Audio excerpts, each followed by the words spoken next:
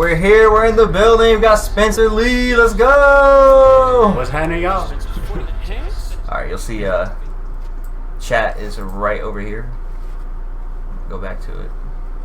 OBS. Sensei, what's going on, man? Welcome in. Thanks for the follow. Buddy? Thank you. I'm probably gonna walk over and see him right after this. Yeah. That's what's up. Hell yeah. Auto Moniker's in the building. What's going on? He was episode 2. Sensei from episode 3. We all here. Let's do this thing. We got SpencerLee. Y'all know him. I know you know him, but probably the people on YouTube and wherever else I post this later, they might not know him. So let me introduce my dude, SpencerLee, man. Lighting up forward scene, representing 817 all day, all day. Yes, sir. Yes, sir. Yes, sir. That's the dude. So you want to get into it? Let's talk about music. How y'all feel about that? There goes Painted. Thank you for joining. Yeah, if y'all got any questions, by the way, that come up, feel free to ask them. You know, it's a live thing. Man's got the tall boy. Yeah, for real. He came in with it. You know, sometimes you gotta loosen up. Honestly. Honestly. Speaking of that, he said, "Crack." Yo. Oh, I gotta say too, Wes. I'm so fucking glad you're free, bro. I gotta come see you soon. I love you, bro. Let him know. Welcome back to the I don't know, the outside. The outside. Isn't that what it's called? The outside of the. Yeah, the outside, the inside, something like that. Outside, inside. Hell inside, yeah, man. outside, inside out. What is that? Outside in. Yeah. He said, "Tall boy." He said, "Auto Moniker said, what are you drinking?" Only the worst. Only the worst. Mickey's baby. I know Auto Moniker's gonna have something to say about that. I am totally clueless. You already know. It's just malt liquor. Appreciate you, Wes. Thanks for popping in, hanging out with us today, man. The follows, thank y'all for the follows. If you haven't hit the follow, make sure you do that. I'm gonna have Forward Scene all over. Actually, yo, I think I have a drinking problem. What is this? That's actually the Mickey's one. Yo, no. Yo, show this to the camera right here. Yeah, I got you. Pull this on the camera right here. Look, he said I might have a drinking problem. He got the logo right now. Light right there. Yo, this man is loyal. This man committed. Stupid as hell. Spencer 40 hands, baby. That's fantastic, dude. No, that's cool. I always wondered what that was. I know there's a school, the Azel. They had the Azel Hornets, right? I've never heard of them, but that Really? probably is a thing, though. Yeah, because I went there for like 5th grade. I don't know. I know they were the Hornets, but I don't know if high school's different or whatever. I know they got the Cubs and the Bears and shit like that. So I went to school in Cali, so. Oh right, yeah. So yeah, we're gonna get into that. Let's just go ahead and talk about that first, man. So you're from California, like you were born and raised there? Yes, sir. Yeah. So how'd you end up in Texas? So my family, like, I had a lot of family that moved to Texas early on from California. Mm-hmm. So we're essentially like the earliest iterations of like the Californians ruining Texas. Oh, that's so funny. Oh, geez, man, hipsters over here. For real though. Like, I had a lot of family that lived in San Diego in California, which is like near the beach, and yeah, they moved out here like when I was like 12 or younger, maybe like 10. So that was. God damn, I'm feeling old now. That was like, so it was like 18, 20 years ago. You know what I'm saying? And then I visited here one time, like around that age, but then I never came back out here again. Mm-hmm. And then some shit just happened, like when I was 20, 21, fucking got robbed at gunpoint. Some homies were like getting shot. You know what I'm saying? Fuck. A lot of shit was happening. You knew the dude that robbed you?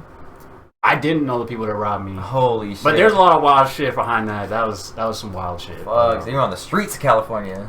Not really on the streets. It's just, I don't know. California's a weird thing about, like, with that is you would expect it to be like ghetto, right? Like in New York, you go to the projects, it's like these giant project buildings. Yeah. Cali, it's just like they say burbs and then the hood. They're the same thing. Like, not really, but sort of. Like, you know what I mean? Like, the layout's the same almost. So, like, there's some, like, okay, like, there's obviously, like, project apartments and shit like that. But, like, Compton, you go to Compton or Watts, a lot of parts, there'll literally be, like, suburbs. And people will just be like mowing their lawns. Interesting. It's weird. So it's like there's like no medium between. It's like straight suburb ghetto. Yeah. Kind of shit. And a lot of times, like, there will be like exactly like you just said. Like, it'll be like you could grow up in a nice neighborhood, and then you'll be 2 blocks away from gunshots, crack seals, whatever the fuck. You know what I'm saying? Like, that's crazy. So how old were you when you moved? 21. 21. Hell yeah. Yeah, 21. So you moved out alone, or did you take your family go with you? Oh, my mom. Oh, your mom. Okay, Yeah, that's what's up. And came to Texas because you're fucking with the vibe? Yeah, fucking with the vibe, but honestly, it was really more just getting away from what was around me at the time and the job market. That was the biggest thing for me. Oh, okay. The job market was shit in California when I left. I was working at McDonald's. It took me a little over a month just to get the job. 4 interviews. 4? That's what I'm saying. What are they looking for at McDonald's? They need 4 interviews. Right? I'm like, what? Exactly. I'm like, bro, we're flipping burgers, dog. Like, that's great. And I was getting paid like $8 an hour, maybe. Damn, in California? I left a year and a half, 2 years later. They're like, oh, we got 10 minimum wage, 15 minimum. I'm like, fuck y'all. I was so mad. Like, that shit. That sucks. But that's sometimes just how it goes. Oh, yeah. So, I'm assuming at some point before you moved here, that's when you got into hip-hop and rapping. Yes, sir. So, how long have you been, like, actually writing and rapping? I would say, really, like, writing and putting my mind to it, 14, 15. Oh, yeah. But, like, a little bit before that, I was, like, fucking around with it, you know what I'm saying? Okay. Like, freestyling. I remember, like, I would literally, like, if I was out of boredom, like, get in trouble in class or something while I was at school. Or, like, maybe I'm ditching school, you know what I'm saying? Doing something I shouldn't be doing. Yeah. Have way too much free time on my hands, and I would sit there and, like, think of a song in my head, like how they, like, say Jay-Z does it. Oh, okay. But, like, I would just think of the lyrics, like, and I would, like, come up with a song. Like, you just do it over and over again? Exactly. Until you got the same thing every time? Exactly, and, like, build lines on top of it. Damn, and that's build crazy. A whole song. And I did that, actually, before I started writing, which I didn't really even, like, realize. You know what I'm saying? Like, there was... Yeah, it's just natural. Yeah, because I grew up, like, my mom was a singer, and then my dad is a sound engineer. And he loves, like, music. They both love music. My brother loved music. So when I was a kid, like, I didn't really care about music. Not in a bad way. It's just it just felt like it was there. Like, I was like, bound to. You're almost jaded to it. Exactly. Because it was so common. Yeah. That's crazy. Yeah. So then you just be making up songs and you're like, well, this is like something I can do. Yeah, pretty much, I guess. I mean, you're trained for it. It was weird. It was, you know what? Because I played the drums, I played trombone. I fucking hated the trombone. Oh damn. I dabbled with the piano. I learned like one song. I remember I tried to play Mr. Lou by Dick Dale, like from Pulp Fiction. Okay, yeah. I learned that on the guitar like a long time ago, but like nothing really like stuck to me like that. Until like rapping, really. Okay. Like hip hop was always present in my life around me, but it wasn't something that I gravitated towards, and I wasn't hanging out in those crowds really, to be honest. But it was there if I wanted to access it. Yeah. So I would say probably around 13, 12 or 13 was when I first started listening to like Biggie, Mos Def, The Pharcyde. Far Side, holy shit. Cannibal Ox, which is a group from Definitive Jux, which used to be a label that LP from Run the Jewels used to run. Oh, okay. Interesting. So, hell yeah, dude. See, Sensei was naming a whole bunch of artists that I did not know. I you said Far Side. I was like, wait a minute. Okay, so this is the era I'm getting into. Because, like, De La Soul, I just started getting onto them. Oh, they're, like, one of my favorite artists of all time. Rest in peace, Dave, man. Yeah, for real. And then Common and kind of exploring that other alternative scene, which I didn't really know existed up until, recently. Really? Like the backpack rap alternative, Cautious, all that stuff? Yeah, Idea. You're just getting into Idea? Yeah, all this, you know what I mean? Idea's so good. Yeah, it's crazy. So, I've always listened to a lot of different types of music. So, Dope. Yeah, so your mom was a singer. Was she singing professionally? Yes. When she was like a teenager, like 16, 17, I believe. I'd have to ask her for sure, though, but she actually got really lucky and was like basically supposed to be like a Katy Perry type of deal at her age, but she had no support from her family. She was on the streets, like she had a really shitty family life. That's a lot of personal shit, but you know what I'm saying? So it just fell through. And then by the time she met my dad and then she got pregnant with me and my brother, like she put all that shit on the back burner. I was like, I'll be a house mom. You know you and your brother, are you twin? No. Oh, okay. I was like, wait a minute. Right, like, shit, hey. It's like, I'm a twin too? No. I have one older brother. Okay, that's crazy. So, one older brother. How big is the age difference? 3 years. Okay, is he and does he play music or anything? Nah. Nothing. Not a rapper. Nah. Sports it? Sports? Yeah, supports. Oh yeah. Well, honestly, like I love my brother. You know what I'm saying? But we don't talk. Oh, okay. Yeah. But he cool though. Like I love him. You know what I'm saying? He's an ex-Marine. He's a huge skateboarder. Okay. He used to flip like Supreme and shit like back in the day. Oh shit. Back in the day, like a few years back. Yeah. That was like his hustle, but I don't know what the fuck he's doing now. No. He's always like traveling abroad and shit like that. Oh yeah. So he didn't come to Texas with you guys? Nah. Okay, that's what's up. He's visited a couple times though. Oh, okay. No, you good. Yeah, I was just gonna. So your mom was a professional singer, and then like she got paid eventually after that deal fell through, or no? Nah. She just sang around the house then after that. Yeah. Okay. Pretty much. Like she would sing, but she would sing like I grew up Christian, so she would sing like on the worship team and shit like that. Okay. You know what I'm saying? Stuff like that. Yeah. She had like a little band with the people that she played with too. Mm-hmm. So stuff like that, but it was more just like independent, like home studio, you know what I'm saying? Yeah. From the ground up kind of artistry. Uh-huh. Which that's probably where I got a lot of my inspiration. I didn't even think about that. Dude. But, yeah, that's what these podcasts bring out. yeah. You're like, wait a minute, I think that's where that came from. Yeah. Yeah, no, but like we grew up in church too, me and my brother. And like one of the things, like as a kid, it's boring as fuck, right? You Christian?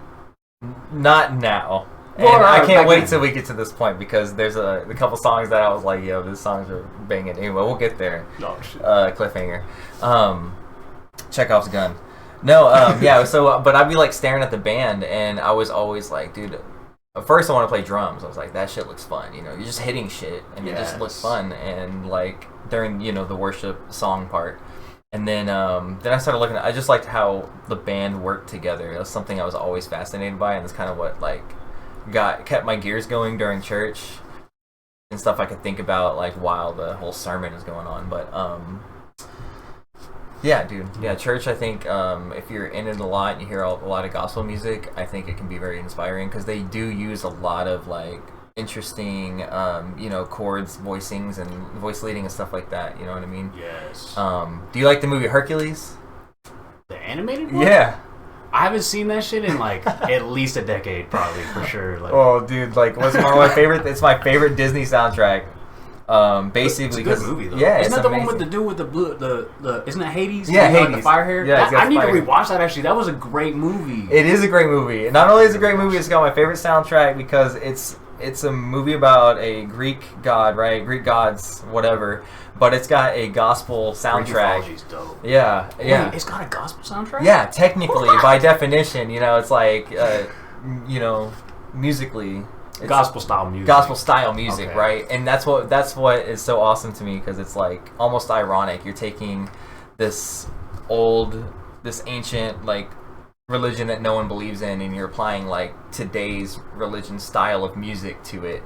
And I just thought that is like an extra layer that I didn't really realize until I became a musician. And I always loved Hercules. Like the muses are right there on my wall, right there. The muses. Oh, they sing shit. through the whole movie. Oh, okay. Yeah, so yeah, watch that movie. it's fantastic. So especially just for the music alone, like next to Lion King. Those old Disney movies were goated. For real. Ending with Tarzan, but we don't have to go down that road. Hercules has the best bops. You already know. Yeah. He said teases movies. I bet Sensei already knows what songs I'm talking about. In the air. For real. Oh, but yeah, yeah, that's dope. So, did your mom ever consider like continuing or trying to make it after she was on her own? Kind of. Like you mean when she got with my dad, or when? Did she ever want to try to be a singer again after? Yeah, after. Oh, I see what you're saying. Like be after the pressured by labels and family. all that stuff. Yeah, right. Nah, not really. Unfortunately, she kind of just fell by the wayside.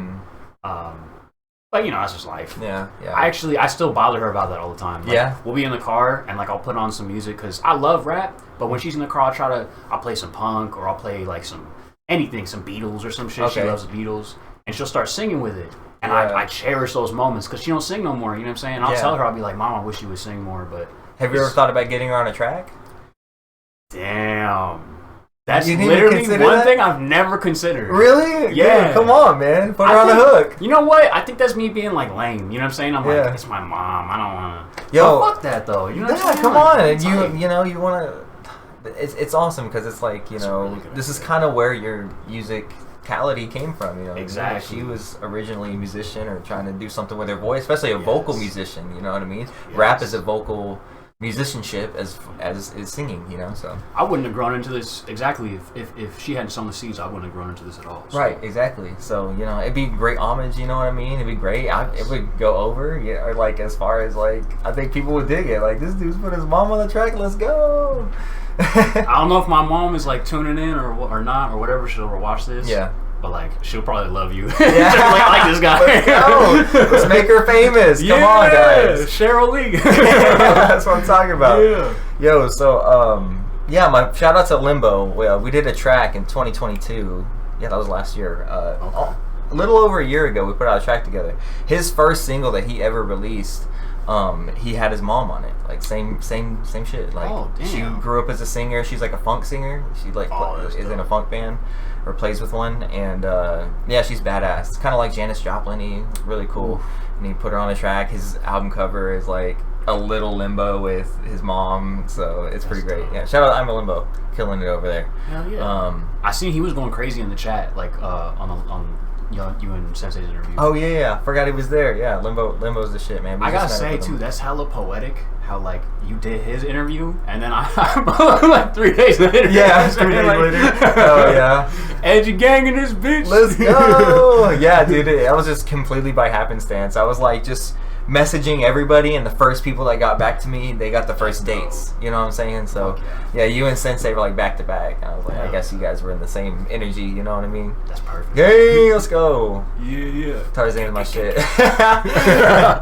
All right, I can't hate on Tarzan, but it did kill the Disney Renaissance. You know what I mean? So I never really thought about that. It has good music, and yeah, there's a fundamental. Like I link you to a video by Sideways. I should put it. I'm gonna put it in the YouTube version of this, but I'll put it in the chat or in the description. But yeah, it's a video by a YouTuber called Sideways where he kind of explains like what made the Disney Renaissance from like Little Mermaid to Mulan. I think like what made it so unique versus when Tarzan kind of like extinguished it a little bit mainly because the songs weren't sung in first person. It was like a third person thing in Tarzan. Yeah. So yeah, that's basically the main reason the Disney Renaissance isn't like here anymore. But then Frozen brought it back. So shout out to Frozen. Frozen's actually not that bad. They still kill it. Pixar's always killed it, you know. Yeah, true.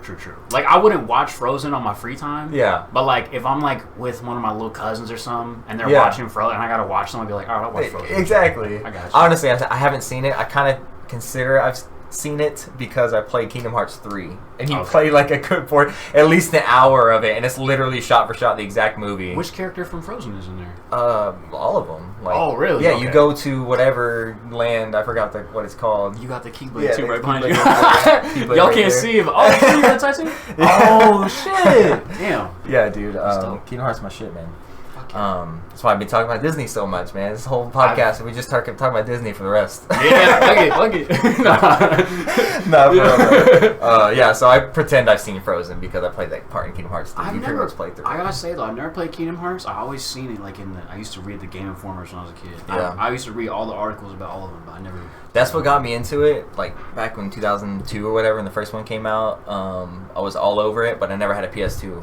So I would go to my friend's house, but let me fuck around with it a little bit, and just like playing Grand Theft Auto 3 or any other game that you didn't have access to, I just go and play it as much as I could. And when I turned like 25 or something, they came out with the re-releases on PS3, and I was like, whoa, let me get these, and I went down that rabbit hole, and kind of that's kind of what this is, like a childhood thing, you know.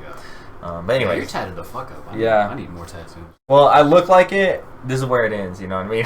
It goes all the way up. I got visible to not visible. So I got one right here. It's the closest I got, and then these, and then my Spider-Man on my back, and then I got a couple on my legs. But I'm pretty. I feel like that's how it starts. So a lot of people do. You know what I mean? Limbs to the body. Yeah. Nowadays, back in the day, you're trying to hold down a job, and they actually gave a fuck. That was like mafiosos and yakuza members and shit. Like, yeah. You've seen like the picture where there's like it cuts off like right here. Yep. And shit. Exactly. Like they wear a suit, you can't tell they got a tattoo and take it off. That's just OG. You see a motherfucker tatted like that, go the other way. Go the other way. He's seen some shit. Yeah. Sketchbook tats. Yeah, that's what I'm talking about. Yeah. I like the idea of it. It's just like a bunch of homages, you know what I'm saying? Yeah, fuck yeah. I like the Kirby. Hell yeah, dude. Kirby. This is just all my childhood shit. Automonica's got a lot of similar ones. Painted Crusaders got a lot of similar ones. All three of us got Digimon characters.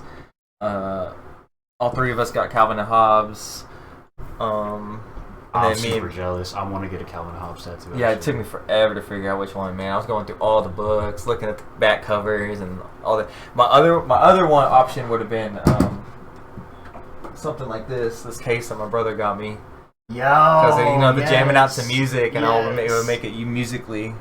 That's classic. That's right. Classic Calvin and Hobbes. Fucking classic. But then I was like, this kind of represents like the nature in which I discovered them, because we lived in Colorado at the time, so we were always outside. We didn't have a video game console really, and we rode our bikes and lived in the woods and trees and shit. So we come back home when it's dark. Yeah, exactly. Covered in scabs and shit. Yeah. Like the fucking pine needles and cactus and shit on the side of the mountain. All sticky and pricked up. Yeah. Oh, man. Good times. Man. Hell yeah. It was good times. Hell yeah. But anyway, let's get back to you. For sure. Yeah, so you came to Texas. When did you record your first song? Ooh. First song in Texas or first song in general? In general. So, in general, I was 16. Okay. 16 or 17.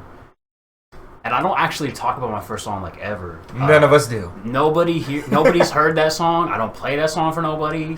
And I will never play that song for nobody. That song is bad. Is that what it's called? Bad? No. You remember what it's called? What is it called? Oh, it's been so long now. No, I can't remember what it was called. But it was over a Pete Rock beat, which is like a New York producer. Yeah, Pete Rock. Pete Rock is a classic. Yeah. And me and my friend, we both recorded our first songs, right? Because we came up rapping together. Like, I was rapping by the time I met him, but then he was rapping, and like we were both dabbling with it. And then we, like the first time we met, we talked about Big L. We talked about like Biggie and Pac and Snoop and all these people, right? Like Mos Def. We were just going back and forth, and then it just blossomed from there. And we were actually, I used to be in rehab when I was a kid. Oh, fuck. I ditched like, whole semester, maybe. Like a whole, like, my mom had to like go to like the truancy thing. Like, she could have got like put in jail. Like, I was fucking up. It was really bad. Damn. Yeah, it was bad. But my parents put me in rehab because they didn't know what to do. I wasn't like on drugs or nothing. Like, I was smoking weed and drinking, but that's pretty much it. I fucked with Spice, but back then it was back then it was Spice. Now it's K2. Now it's K2. Okay. But that was like all I fucked with. You know what I'm saying? But anyways, long story short, me and him met in there, and then we like just hit it off, and we started making music together. We made a group together. So we made our first songs together, right? His song was dope.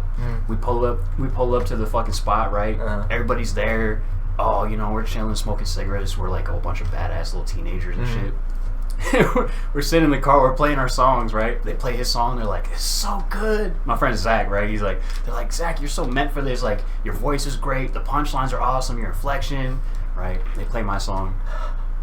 It's like quiet. I'm sitting there like sweating because we're sitting in the car, you know, so I'm sweating. The windows are down, there's people standing around the car and shit. Oh no. And then like, I start rapping on the song, and like 30 seconds into the bars, this girl in the back seat goes, you sound like Squidward. And everybody just goes, bah! Like dying laughing. And I was just like, that's it. I'm never gonna rap ever again. And shout out to my boy Zach. Fucking, if it wasn't for him, y'all wouldn't have SpencerLee. Like, oh my God. He literally pulled me aside and was like, fuck these guys. Like, they're just playing with you. They don't know what they're talking about. He's like, just keep at it. Please don't stop. Right. And if it wasn't for that, then I wouldn't be here. That's dope, man. That's fucking amazing. Like, we made, so our first songs, I haven't actually told this, I've been waiting to tell this kind of story. But we recorded our first track when we were 15, right? We've seen the movie Waiting. Have you seen this movie? Wait, with Ryan Reynolds? Yes. I love that movie. Yeah. Hell yeah. Okay, this is going to make it even better because you can react to it. So, you remember they played a game in the kitchen where they where they would show each other. What was it called again? The penis showing game. Yeah, okay, right. Yeah, super fucking obvious. Like, this was 2004 or some shit. Let's go. Yeah. He said we don't have to talk about that shit next. You know why? Because he was on the song. Oh, for real? Yo, if y'all haven't seen Waiting, by the way, and y'all like Ryan Reynolds in comedies, y'all gotta go check that shit out. It's hilarious. Anna Faris, yes. Justin Long. Yes. What's his name? David Koechner. He's like in Hot Tub Time Machine and shit. He's one of those dudes that's like, you know his face, but no one knows his name. Was it the manager? Yes. Yeah. He was so good in that role too. Yo, anyway. He's like being all perverted with the underage. Yeah. It's so fantastic. God, that movie's hilarious. That's one of my most quoted movies. Like, but anyway, so they played this penis showing game. So we found this beat on LimeWire, right? And we made a fucking rap song about the penis showing game. Oh no! Talking about we're gonna get like how we're gonna get you. You walk around the corner and we're gonna kick you 3 times. And all this shit. No! It was the stupidest shit. That's wild. It's funny. One day That's hilarious. One day we're gonna release that shit. Fuck yeah. One day. That shit will be fire. Let's go. It's just so dated now. No, like it's rare to find. No, it's for real, yo. It's the funniest shit. So then we're like, well, we have to counteract this shit with a serious song. So we made a serious song too called "Live in the Moment," right? And it was like kind of the most cliche, like came from nothing, even though we were 15. Okay. You know, started from the bottom. Started from the bottom. A couple things to talk about, but like struggle story type. Yeah, exactly. So we put the song on there. We made this song called "Bitches and Hoes." Oh, there you Guess what that one was about?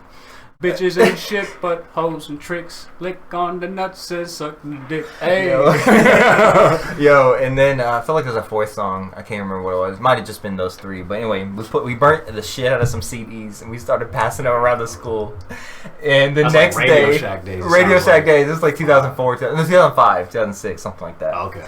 So we're passing these CDs from Sharpie around the school, and fucking next day, fucking crickets chirping. Like, but one girl came up to us. She goes, "Yo, y'all CD broke my stereo." What? Wait, no. We're like, whoa, it didn't really break your stereo? She's like, nah, it's just trash. Fuck that girl, bro. Oh, you ain't seen She a hater. A hater, yeah, but she a hater. We ain't never gonna stop. It's all good. Exactly.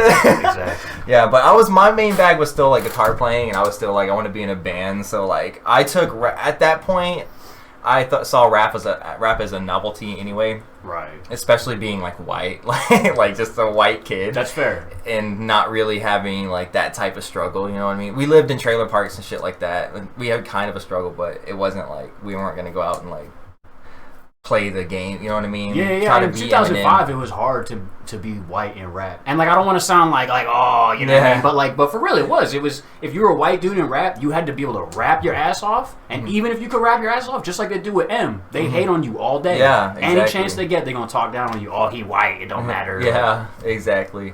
But I saw it as like novelty, and then I found like some punk influence rap eventually in 2009, and that led me to like Brother Ali. And Minneapolis, and Atmosphere, and the whole Minneapolis scene, Dessa, POS, and everybody. So yeah, I've never heard of Dessa or POS. Dessa's amazing. Dessa, they're both in a group called Doomtree. They're kind of no longer existent. Okay, I've heard of Doomtree. Yeah, so Dessa was actually in the movie Hamilton, the Disney musical that they did. She's up top right there. Okay. Mm-hmm.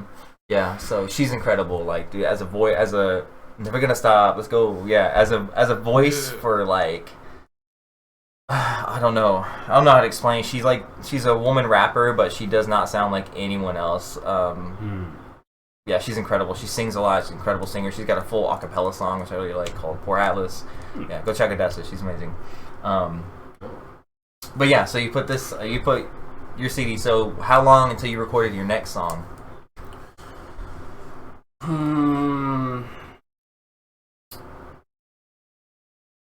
Actually, I haven't thought about this in a long time. Probably not for a while. But you were still practicing in your head? Yeah. I was writing like crazy. And this was in California? Yes, sir. Did Zach come with you to Texas? No, he still lives in Cali, actually. Oh, damn. Zach, he's moved all over the place, but he lives in Cali now again. But he lived in Cali for like by the time I came out here, he had been in Cali, and he stayed there for like a long time. Okay. But yeah, I wish we would make music together still. Shout out to Zach. Shout out to Zach. Hey. But he, I don't know. It's just one of those things. The music grind is, you know how it is. Like, it's very demanding, and you have to have like this personality for it. And he's kind of introverted. You know what I mean? He's not really big on people. He's not big on like being this, like, I'm a rapper, like a character. Yeah, exactly. He don't like that shit at all. But he's an amazing rapper. He makes dope ass fucking beats. Oh yeah. Yeah. He even kind of knows a little bit of DJing too. Wait, did he make the beat that you first did? No. From that first song? No, unfortunately not. Oh, you said you did over a Pete Rock beat, right? Yeah. Okay, right. Yeah. Yeah. So when did he get into making music? Oh, was it after you left? No. Otter Moniker says, I ain't ever gonna stop. Let's go. You're never gonna stop. Dude. Oh my god, that's hilarious. Wait, what is that from? Is that from Waiting? No, that's a reference to a comedian named William Montgomery. He closes every show from this podcast called Kill Tony. He's been kind of blowing up. He does like crazy numbers Recently, on Cameo. right? Yeah. Glasses, black hair. No, he's like a tall, ginger, bald. Like he's ginger, bald. Yeah. Beard, big beard. Yeah, way off. Okay. Yeah, he's funny as fuck though. Hey, you already got 2K points. Automonica's been here, Sensei. You gotta rack him up. Hey, he's been here. That's my twin brother. Of course, he's gonna have some points. Yeah, I think you stay in chat for like 30 minutes and you get like 100 points or something like that. I don't know. I can't remember how it works, but like the longer you stay in chat, the more Visi points you accrue, and then eventually you can spend those to do like things to do the alerts and shit. Like this new one that I got. Shout out to Iron Sheik, rest in peace. Oh shoot! Fucking bullshit! That's great. Let's go. That's awesome. Hell yeah. Yeah. So, anyways. Oh yeah, right. So say I'm frugal. Iron Sheik, R.I.P. Yeah, All right. Yeah. So me and Zach, we were we did like a 2-man duo for a long time. Mm-hmm. What was that called? Post-apocalyptic. Post-apocalyptic, like which post-apocalyptic. Yeah, post-apocalyptic. Oh, okay, apocalyptic. Okay. So like almost like Resident Evil or something. You know what I'm saying? Oh, that's like, sick. Yeah. When they open up like a video game and it's like everything's all ruined and shit. Yeah. So it was like a concept group. I don't know what we were doing. Okay. Like I think even if like you ask him, like to this day we don't. I think actually somebody fed us that name, unfortunately. Oh, okay. They were like, we were saying like, we're like, this name, not this name, this name. And then somebody was like, what about post-apocalyptic? In hindsight, I feel like it sounds like a metal band or something. You know what I'm saying? Kinda. I mean, I was depending because if you said post-apocalyptic, I was thinking like POC, like PAC. Oh, you know like I mean? POC. Okay. Yeah. So yeah, I just I wasn't sure like how that came, and then you got stuff like what was that group? There's a group I can't fucking think of right now. But it sounds like a metal band. But it's from that era of like De La Soul and shit. There's it's the same thing as Stranger Things. What are they called? The club, the Hellfire Club. Hellfire Club. The Hellfire Club. I was like, yo, that sounds like some type of like metal shit. I think that's actually a Marvel reference, but I could be wrong. I think so. It could be. I think that's like some comic book shit because I think that's actually I'm like a casual comic book fan. Yeah, me too. And I think Emma Frost is in the Hellfire Club, but I could be wrong. Who knows? Yeah, someone fact check us and hit us some comments. For real, they're gonna be like, "You wrong. You're wrong. Actually, in issue, no, actually, for real." But nerd's gonna pop out of the curtain. For real, be like, "Get your ass out of here." No, some X-Men. For real. Yeah, so post-apocalyptic, you had how many songs with did you record? I recorded with that dude. So it was me and him, right, for like 2 years, and then we added a third guy, and then that's like where it all went off the rails. But so for like 2 years, me and him were recording probably not that many. I'd say probably like. Because we were very picky about what we actually decided to record because we wrote so much and we were like freestyling and always trying to find the next thing. But I would say actual recorded songs within those 2 years, maybe like 15, 20 at the most. Okay. So not that many. Then once we had got the third member, that's when like we kind of started picking up steam a little bit. But the thing is, I'm the kind of artist, like I make too many songs. Not these days, but back then, especially in the start, and like I had gotten my hands on a Roland, like a old mixing Roland. Pad? Yeah, well, not a sample pad, but like a Roland, like just a mixer. Yeah, mixer, exactly. Board. Yeah. Yes, a Roland mixing board, and it just, I went crazy with it, and I just kept like recording over like anything I could get. Like, oh, nice. I would just take beats off of YouTube. I would take kind of like how they said like I was just taking. Actually, type beats was definitely not a thing back then, but I was really just rapping over anybody's beats. Yeah, because people were still posting back then. I mean, exactly. they went from LimeWire, where you get all like the beats and shit like that. Yeah. Then on YouTube, once you could just like rip straight from YouTube or get one of those websites that could, you could just like find any random producer. So you want to know something crazy about that? Actually, on the Roland, the way I used to have to record the instrumental was I would record it like in auxiliary into a master, right? Right, okay. But I record it like actively. Yeah. So like I'd be like, all right, hit record play and then play video, yeah. Through the aux. Yeah. Right? And so I would play it off my phone and I was stealing beats like that. Nice. Like nice. It was super wild. You gotta do what you gotta do. Wilding, yeah. You should see some of the shit I do right now. Like, I'll take a YouTube video, I can like literally record it, like screen and everything, and then I'll throw it into my if I want to get like a sample, I'll throw it into my video editor, and I'll render it just to audio, and I can get perfectly clean audio, exactly how it came out, and everything. So that's super dope. Yeah. Damn, fuck. Yeah. It's a long way around, but I don't have to pay for shit, and I don't have to go any sketchy websites. Right. Yeah. I feel you. But yeah, you gotta do what you gotta do, man. I remember getting my first beats and shit. Hell yeah. Actually, I should say shout out to my pops though, because he actually gave me that Roland, because he was a mixing engineer. Oh, nice. So he used to use that Roland actually to record my mom's band. So it was like old and dusty, you know what I'm saying? Yeah. And he seen that I wanted to rap, so he was like, I'm not using this for anything, like just take it and use it. It works, it works. Exactly. So I recorded like probably like my first couple of years worth of material on that thing. And then once we added the third member to Post-Apocalyptic, that's when they both got laptops and they had like Pro Tools and shit. And it was like, all right, fuck Spencer and his little dusty mixing board. You know what I'm saying? They didn't care about that shit no more. Damn. But what happened was, it was some craziness. Like, we made 5 or 6 songs that we were trying to put together for an album. Like more though, but you know, we had like 5 or 6 songs. Some shit happened. I was going through some shit at that time. I think I was like 18 or 19, and I had basically been recording like on my own because my homeboys were like, hey, like, you're going through some shit right now, and like they're like, we feel like music is your escape from that, and they were like, we don't want to enable you.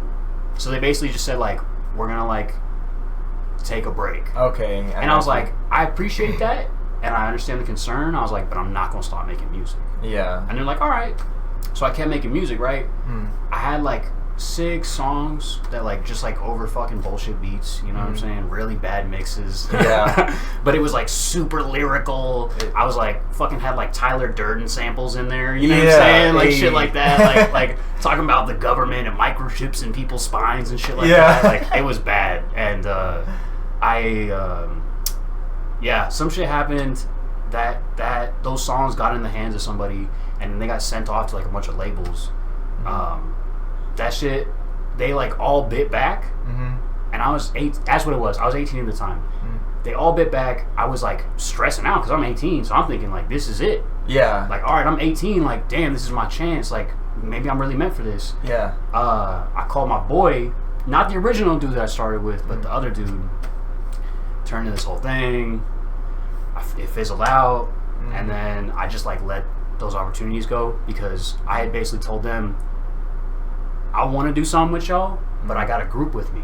And as soon as I started trying to push the group to them, they're like, we don't really want to hear that. And then also, once we finally got our EP together of like those 5-6 songs, it had already been too long. It had been like 3 or 4 months. And in industry time, that's like a year at least. Yeah. So they had just forgot who the fuck I was. Damn. So we did the album. We put like as much money as we possibly could. I was, like I said, working at McDonald's at the time. I was giving my homie like all my checks. Damn. And we had Razkaz on the first album and Ill Bill. We had like production from like Sealance, like a lot of like just really underground, very hip hop. You know what I'm saying? Yeah. But that album, you can still find that album on Spotify. It's called State of the Art. Okay. I don't like that album. Please don't play that shit around me. But I feel that. But we dropped that shit, I think when I was 19, maybe 20. And then yeah, it just kind of didn't really go nowhere. So And that was all in California? Yes, sir. Damn, that's crazy. So, how long between that fizzling out and you, like, did you move to Texas? Probably like a year or two. Okay, so were you trying to stock anything up, like, between that time? Kind of. Like, I wasn't trying to make it, but I've just always been, the way I've always approached hip-hop is like art. Mm-hmm. I don't care about the consumer. I don't care about the impact it's going to leave. I don't care. Bars. You know what I'm saying? Like, what is that Earl Sweatshirt meme? He's like, I don't care. I still don't care. I've always made, like, I try to make some crazy shit that either hasn't been done or maybe it has been done, but I'm building on it. You know what I'm saying? Taking an influence or a homage point or a point of paying homage and just seeing how far I can take it. And that's just always been my kind of prerogative. That's kind of shifted a little bit over the years. Like, not saying like I make music for the listener anymore. Well, not that I don't. I care about the listener. I love you guys. But like, like I don't know. It's you for you. Hey, appreciate the follow. Thank you. Yeah, for sure. The music is for me, and it's thank you, Fifi. What the fuck? That's crazy. Me and Mike were wiping it away. Wipe it away. Yo, that's wild as hell.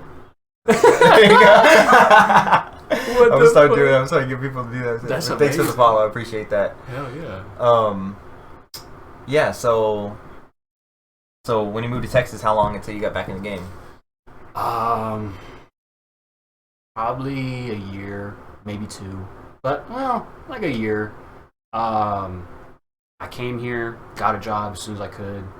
Was just working, trying to save, get my shit together, and then my mom had a renter in her house, and I had met her, like, this is a girl, and I had met the girl's boyfriend.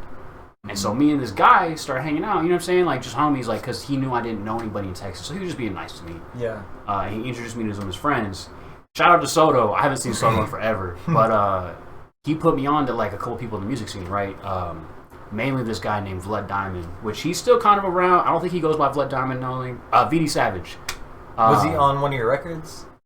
Yeah. He's on my Spotify, a song that we have together called Hazy Bobazy. Okay. Yeah. All about smoking that green, which is hilarious because he doesn't smoke. It's like neither of you are smoking right now, man. Yeah, for real. Yeah, I'm fucking up. What Look the at me. fuck, man, you gotta make a "I'm not smoking right now" song. Honestly, that's a good idea. I can't smoke right now. For real. Damn. But just throwing this shit out there. no, yeah. But that's what's up. So that was your link back into the scene? Essentially, like me and Vlad just kind of started fucking around with shit. And then I remember we were trying to record a song one day, and it was I was using a Jay-Z beat from like his first album, like old shit. I think it was Feeling It. It might have been a different beat, but either way, I'm sitting there trying to record this song with him, right? And he just can't. We can't get the mix right. We can't get it all set up. I got my notification for this interview. I just had it set for the wrong time. Say on point. On point like a motherfucker. On time. Let's go. Hell yeah, right. on point like a thumbtack. My bad. No, you're good. Yeah, it's just we were trying to get this song done, and it just wasn't happening because he loved, like, that same guy, actually, he put me on to like OG Mako. He put me on to Lil Peep. Not Lil Peep. Like XXX Tentacion, Suicide Boys. You know what I'm saying? Just all that shit. Lil Pump. Like, he kind of showed me like the early SoundCloud era, because when I first moved out here, that was what was popping. Like, at that time, that was what literally happening. Right. I remember that because that's the territory that I'm not familiar with that Sensei was talking about during our interview. I never really got into like the SoundCloud, the early SoundCloud rapper days, you know. Right. So I have not really heard them. The first time I ever heard the name XXX Tentacion, yeah. You got it's hard to say every time. I showed this song to this dude I was working with, and he's like, "This sounds like X," and I was like, "Exhibit?" or some shit like that. You're like, how DMX? does it sound like that? And he said that, and I was like, okay. And I listened to him. I was like, I don't see how you hear this out of me, but you know, well, thank you or whatever. And that's the only time I ever listened to one of his songs. But okay. And then it was like a few months later that he died. So which was crazy. 'Cause I was like, damn, I just motherfucking heard about this motherfucker. He's already like, that's crazy. R.I.P. For real, You know? rest in peace, man. Yeah, for real. Those dudes that make it, especially self-made, you know, like putting his own shit out there and like that kind of shit, and to blow up like that, and then trying to handle that pressure is not easy. Exactly. Sure it's not. It's a circus, man. Yeah, but yeah. So you were getting into this rap. So how were you getting your beats at first? Still stealing them. Hey, we all start somewhere. I used the cracked version of FL10 or 12, FL12 up until 2006, I think. 2006, 2007. I was like, all right. When I went full producer, I was like, I'm gonna get gear and like dress this place up, make it look more studio. I was like, now I got my laptop to make music on, and I was like, I'm gonna get the real version of FL on here. I'm gonna pay for it, and I'm gonna start being a producer. So I used it for like 8 or 9 years without paying for it, but I learned how to use it. Wait, FL though? FL, yeah. You wanna know something crazy? I used, Reaper? Yeah, fuck yeah. I used the free version of Reaper, and I've still not paid for it. Yo, All the music you've heard from me was made on Reaper. Yo, that's what's up. I've only heard of one producer that uses Reaper. He's a heavy metal producer. He's like one of my favorite YouTubers. I don't even listen to heavy metal. That's a genre I don't even try. That makes a lot of sense. That dude. Oh wait, I didn't get to that. Yeah. This song that we were trying to make, me and him. That's how I met my homie Xavier, and then that's when I made like my first 2 mixtapes that they aren't out anywhere else except for Bandcamp anymore. But Okay. I made 2 mixtapes with this guy. He was basically just an engineer and a producer, and me and Vlad were trying to make this song, but like I said, like Vlad was into, you know what I'm saying, like not trap music, but like what was happening at the time. Yeah. I'm listening to like Mobb Deep and Nas and Jedi Mind Tricks and shit. Like, so it was just a total like world collide. Yeah, because that shit is way more like I guess. All rap is lyrical, but the first word I think of is lyrical because it's just nonstop bars. Yes. You know what I mean? Whereas a lot of trap, there's a lot of like empty space. Yeah, a lot of empty space and similar word flows and stuff like that. A lot of bridges and choruses as well. Yeah, so that's Gucci really gang, dope. Gucci gang, Gucci gang, Gucci gang, Gucci gang. I was like, wait, what? No, my bad. Yeah, Monica says shout out to GarageBand. Yeah, which is also free. I've been trying to fuck with that. I've been like looking through all the. I don't know if he still does, but you know Joji, right? I'm not sure. Joji? Do you remember Filthy Frank on YouTube? No, I'm not sure. Oh, fuck. All right. Never mind. I don't know, man. Was like a comedy YouTube or is it just the hip-hop? Yeah. Filthy Frank was a comedy YouTube, and he had this character called Pink Guy, which is kind of a joke because like if you say it fast, it sounds like Pink Eye. Oh, okay. You know what I'm saying? Like, yeah. so he was just like a troll back then. And then he started making other content, and then like his like Filthy Frank fans were like, we don't give a fuck about your other shit. Oh. And then like it made him just like kill the Filthy Frank thing off and just go full fledged into music. Dude, that's pretty cool. And what's he called now? Joji. Joji. Okay, but he makes. I don't know if he still does, but he used to make like all of his shit on GarageBand. Damn, that's dope. A lot of people have done it. You know, like I've heard about it a lot. A lot of people making complete songs on their phones and like they'll take off. You know, on TikTok or anything, whatever's happening. Exactly. It's crazy. So it's like, you know, like a lot of producers, especially getting in the game and shit, they always want a shitload of gear, a big mix board, fancy speakers, but it's entirely possible to make it with literally just your phone and whatever mic you can afford that it goes to your phone, like for real. We out here with motherfucking Scarlett Solo interfaces. You know what I'm saying? Yeah, dude. And a computer. Yeah, I got a UMC Behringer one, which there you go. I went with that one because it had 2 channels, but I thought about getting a Scarlett because I like those Scarletts. For sure. Yeah. Scarletts are nice. My thing is they're kind of finicky sometimes. Like if you buy the wrong one, then like they just don't work for some reason. Damn. And I then didn't even hear about that. You try to like return it or get the warranty, and then they're like assholes about it. So that kind of sucks. Yeah. But they're definitely like the perfect budget option for sure. Yeah, this one was like slightly above the Focusrite counterpart because I trust Behringer a lot. Like a lot of people give them a bad rep because they are really cheap. Their gear is like really cheap. Like their pedals, I have a lot of their pedals too, and they're plastic, so they are technically cheap, but they're all very well made. Like the tones are great. This thing's a beast. This one is not plastic at all. It's like nice steel hard case. Right. Yeah, it feels good. It's got all the knobs I need. So fuck yeah. Yeah, Behringer goes hard. You know, as a good alternative to Focusrite if you're in the market. Yeah. And I mean, that's actually one thing I tell artists all the time, especially if they're starting out. Like, don't worry, don't go to get Pro Tools, don't do all that shit. Like, get something free, get GarageBand. Like, if you know your DAW, then you can. The sky's the limit. Right. Hobson, you know Hobson, right? Yes. Hobson made like almost all of his earliest shit on FL. That's crazy. Like he made Raw. He made like all those albums. I don't know any of his music at all. I just know. Oh wait! He's on my albums. Hold up. Before we go, I know who he is. That's as far as it goes. Fair. I feel like does he go real fast? Is he a really fast rapper? Sometimes. Okay. He has like different pockets. Does he? I don't know if he does it all the time, but he's wearing the contacts. Yes, all the wears time. The contacts. Pretty much. Every once in a while, you'll see him without him in, but he usually is always wearing the contacts. Okay, because I was gonna say like I've seen the song with the video where he's wearing contacts, but if he's wearing contacts the one where he's like, what do you say? He said, like he's like. He's like getting in this kid's face. And he's like, "You're smoking weed, and you don't give a fuck about life and all this shit." Is it that one? It might be that one. Is it like a wide angle? Like, is it really like? No, are you talking about the one where he's in his bedroom? Yeah, he's the just rapping bedroom by himself, one. and then he dresses up like a girl for a second. Yes, I think so. Yeah, because okay. I was like, this motherfucker's on some shit. That's Illmind 4. Okay. Okay, yeah. Interesting. Yeah. See, I know of him. I just never really went down the rabbit hole. Yeah, I've always been more inclined into like indie and like alternative rock and stuff like that. So that's just where my lane is, and yeah, I just listen to a shitload of music. But when I get hooked on an artist, like I like go down their entire discography, and I won't really branch out until I finish this artist or whatever. Yeah. I don't know. I'm really anal about that shit. I don't know why. That's good though.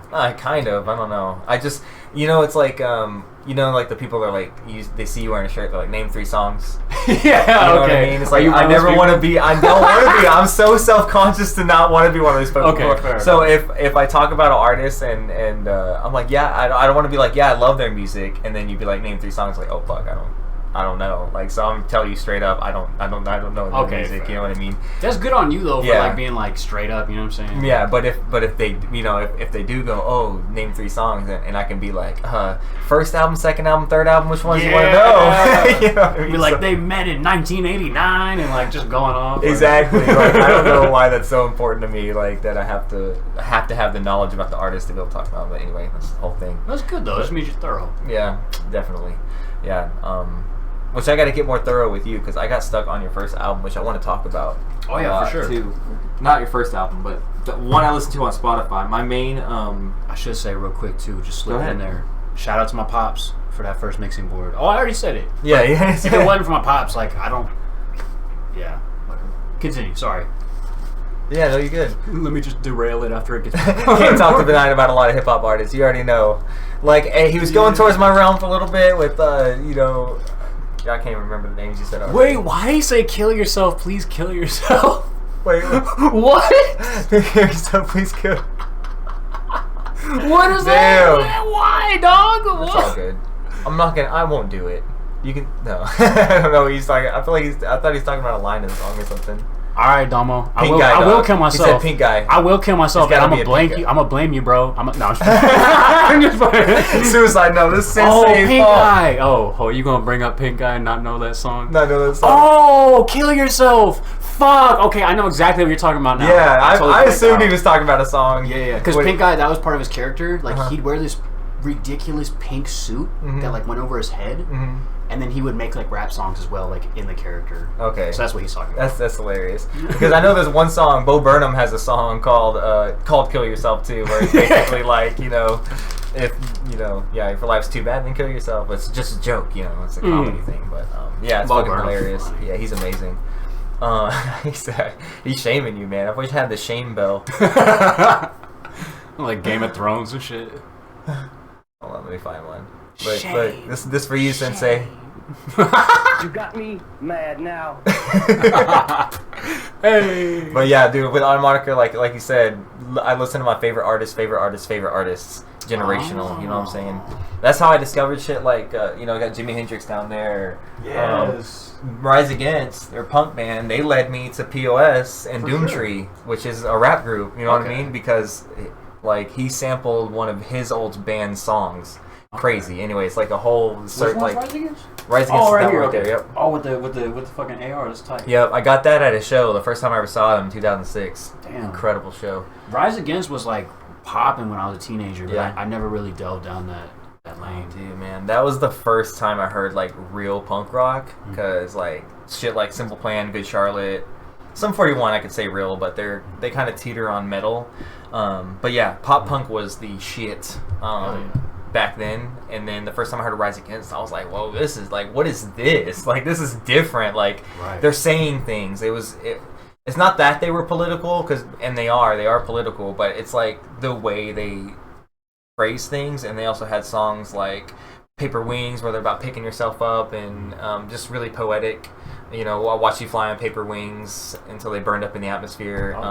Then there's a song called like Blood to Bleed, which is like a breakup, like heartbreak song. Oh man! So they went all over, and it wasn't just all breakup songs, all girls, I love you, and it wasn't all like political. You know, Blood, Red, White, and Blue, which is another one of their songs. Okay. It wasn't all political, like America. Post America collapse or whatever. They have a song called that, which is, you know, again really political about like fucking the right and stuff like that. But shit. but anyways, it's just how far they expanded. Yeah, that's really what got me into them. And then I listened to everything that was ever associated with them, and that's how I found Doomtree and POS, which then I found like kind of punk rap, and then alternative rap and indie rap, and I was like, yo, like these are other dudes that are saying anything, because up until that point I'd only heard like Yeah from Lil Jon and Usher, and like shit, you know, and whatever, Apple Bottom Jeans, and I'm in Love with a Stripper. No hate on those songs, but that's why I was seeing hip hop as a novelty. You know what I'm saying? It's like, okay, they just talk about bitches, they just talk about hoes, they just talk about drugs, blah blah blah. It's like, yeah. And then when I found Rise Against, it led me to these rappers and shit, and then vicariously to like Blueprint and De La Soul, and just all these other rappers that are just all over, like more Midwest scene, but fuck yeah, crazy man. Like the Midwest scene is actually really crazy. Yeah. But it's a little slept on, not maybe more so these days, but like a few years back, definitely was slept on for sure. Most definitely. I mean, shit, you can blame Tech 9 for that though. Tech 9 like really popped off the lid on that. All that Hell shit. yeah, Tech 9. That's a little later, and then like I always think about Chicago too, like Common and Kanye, and yes, they laid the bricks down. Yeah, Twista, yeah. So. And then, of course, Detroit. So come on. Everybody from the 313. No. Yeah, let's go. So yeah, it was happening. It was happening at some point. Hell yeah. But yeah, let's get back into your music. Or actually, we're at hour 5. So let me go ahead and take our first break. We'll come back, and I want to talk more about the music you've actually released and some certain songs, because I listened to this record of his today, and it's fucking fantastic. Go listen to it. We'll talk about it when we come back. We are back live. I think my keyboard died, so I'm gonna have to control everything with a mouse. How about that? Right. Shout out to 6ix9ine. No, I'm just playing. That's a snitch joke. That was stupid. It's not even a mouse. It's a rat. I'm dumb. Mouse, rat, same thing. Depends on if they're inside or outside. Same difference. Mice are inside. Rats are outside. Shout out to Scary Movie 3. Quantum. But no, I was literally on the 820, and I'm like listening to your album, right? Because I was like. I don't have too much time. I'm kind of driving over there already. And so I was like, let me pick one. I'm in traffic, so I'm like, oh, traffic lights. Okay.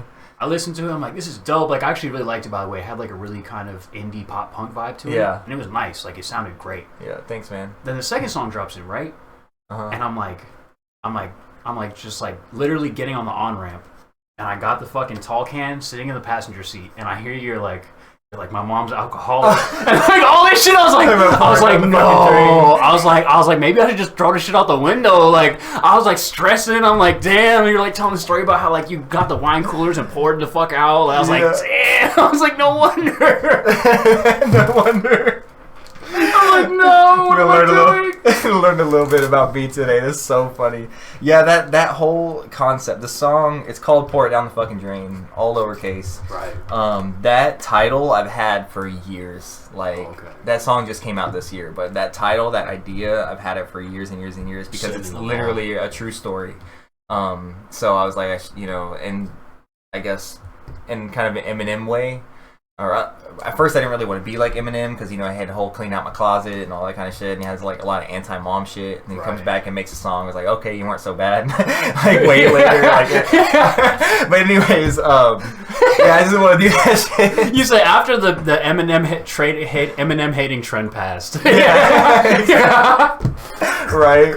So fucking yeah. So anyway, I kind of held on to it as an idea, and then originally it was gonna be more like a punk rock song, and then I had this beat. I started making this beat, had that synth that starts the song, and there's the I threw that shit to the right, and I was like having a lot of fun with it.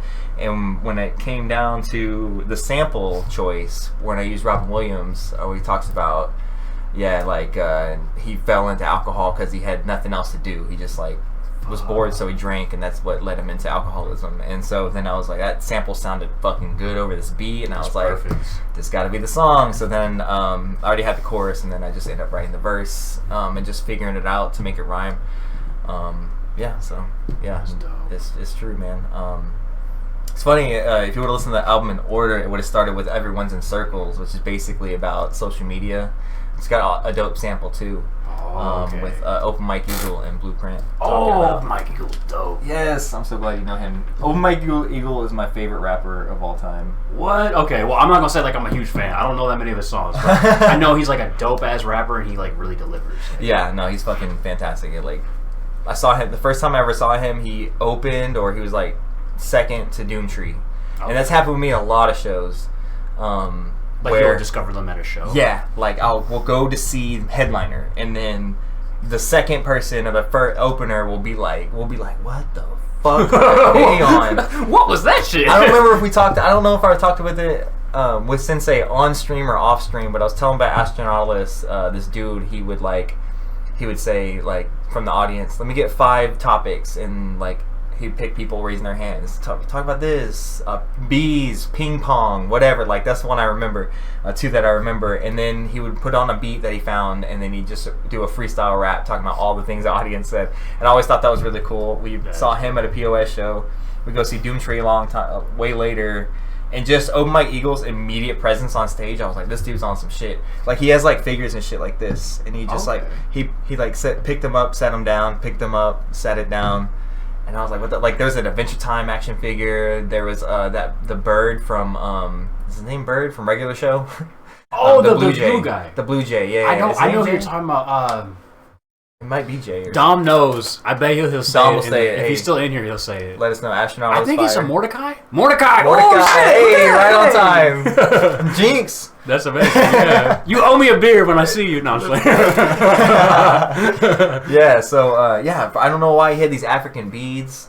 It was crazy. And then he picked up like a sample beat machine pad. Had all the buttons and shit like that, and he plays his beats and he drops out the low end and he's rapping and singing and rapping. I was like, yo, what the fuck? He made a beat real time. He didn't make the beat. He just he played the beat, and then he would do effects with the beat machine. That's dope. Like I do it with my SPDSX. I have an SPDX over there. Okay. You'll see in my clips sometimes. That's dope. I'm using. Well, I don't ever have it in my clips. I should, but I'll just like there's like a filter where like I've seen like EDM DJs do that. Yeah, exactly. Where they'll filter it in. That kind of shit. So he's like doing this and dropping out the low end, dropping out the high end, and all this crazy shit. I was like, yo, this dude's amazing. What's his name again? Open Mike Eagle. Oh, Open Mike did that? Open Mike Eagle. Yeah, straight up. So there was actually there's a freestyler named Supernatural, and he's like from way old school, like the New York era. And he started that. Yeah. That was like his name. Like he would grab things from the crowd, or like he'd have people like throw him words. That's crazy. Yeah. So he's most known for that. But like Harry Mack, I don't know if you know of Harry Mack. He's a big YouTube guy now. A lot of people do that now. But that's dope that Open Mike can do that. That shows serious fucking talent. They're starting to freestyle already. Well, Astronautalis is the one that freestyles. Open Mike would had the beat on the sampler. Yeah, Astronautalis would have a whole different beat, but that's just I was just giving another example of how I discovered Astronautalis, the same way I discovered Open Mike Eagle. Sometimes I'll go see the headliner, and this other dude will impress me. I went to the merch stand right after Open Mike Eagle played, and I was like, I want to buy a CD, and the merch guy was like, okay, which one? I was like, which one had the most songs that he played tonight? And he goes, that'd be this one. I was like, Thank you. Yeah. And yeah, dude, I've been like a lifelong fan since like 2017, basically. Not lifelong, whatever. Like Die Hard. Right. And then he's the last show I even went to. Like as far as right now, we saw him in December with Video Dave, which was one of the great. Video Dave again, same thing. I go to see him like Eagle. Video Dave works with him a lot. He's featured a lot on his most recent record, but Dave puts on one of the best live shows I've ever fucking seen. If you ever have an opportunity to see Video Dave, go see him. It's crazy. Like they call him Video Dave for a reason. He has videos and his raps go with the videos. That's dope. It's insane. It's incredible to see. So let's segue to the first question I usually ask, which it's usually the first question I ask, but we gone off. So, what's the best live show, like besides anyone that you performed on? What's the best live show you've ever been to? It's a hard question. Most people find it hard. I mean, I've seen the Beatles, so I don't know. You've seen the Beatles? Not all of them. Well, yeah, okay. But that's crazy. So, like, Paul and Ringo and... actually, wait, it might have just been Paul McCartney. Okay, that makes sense. That makes a lot more sense, because I don't remember them all getting together. Yeah. Hip-hop, I would have to say...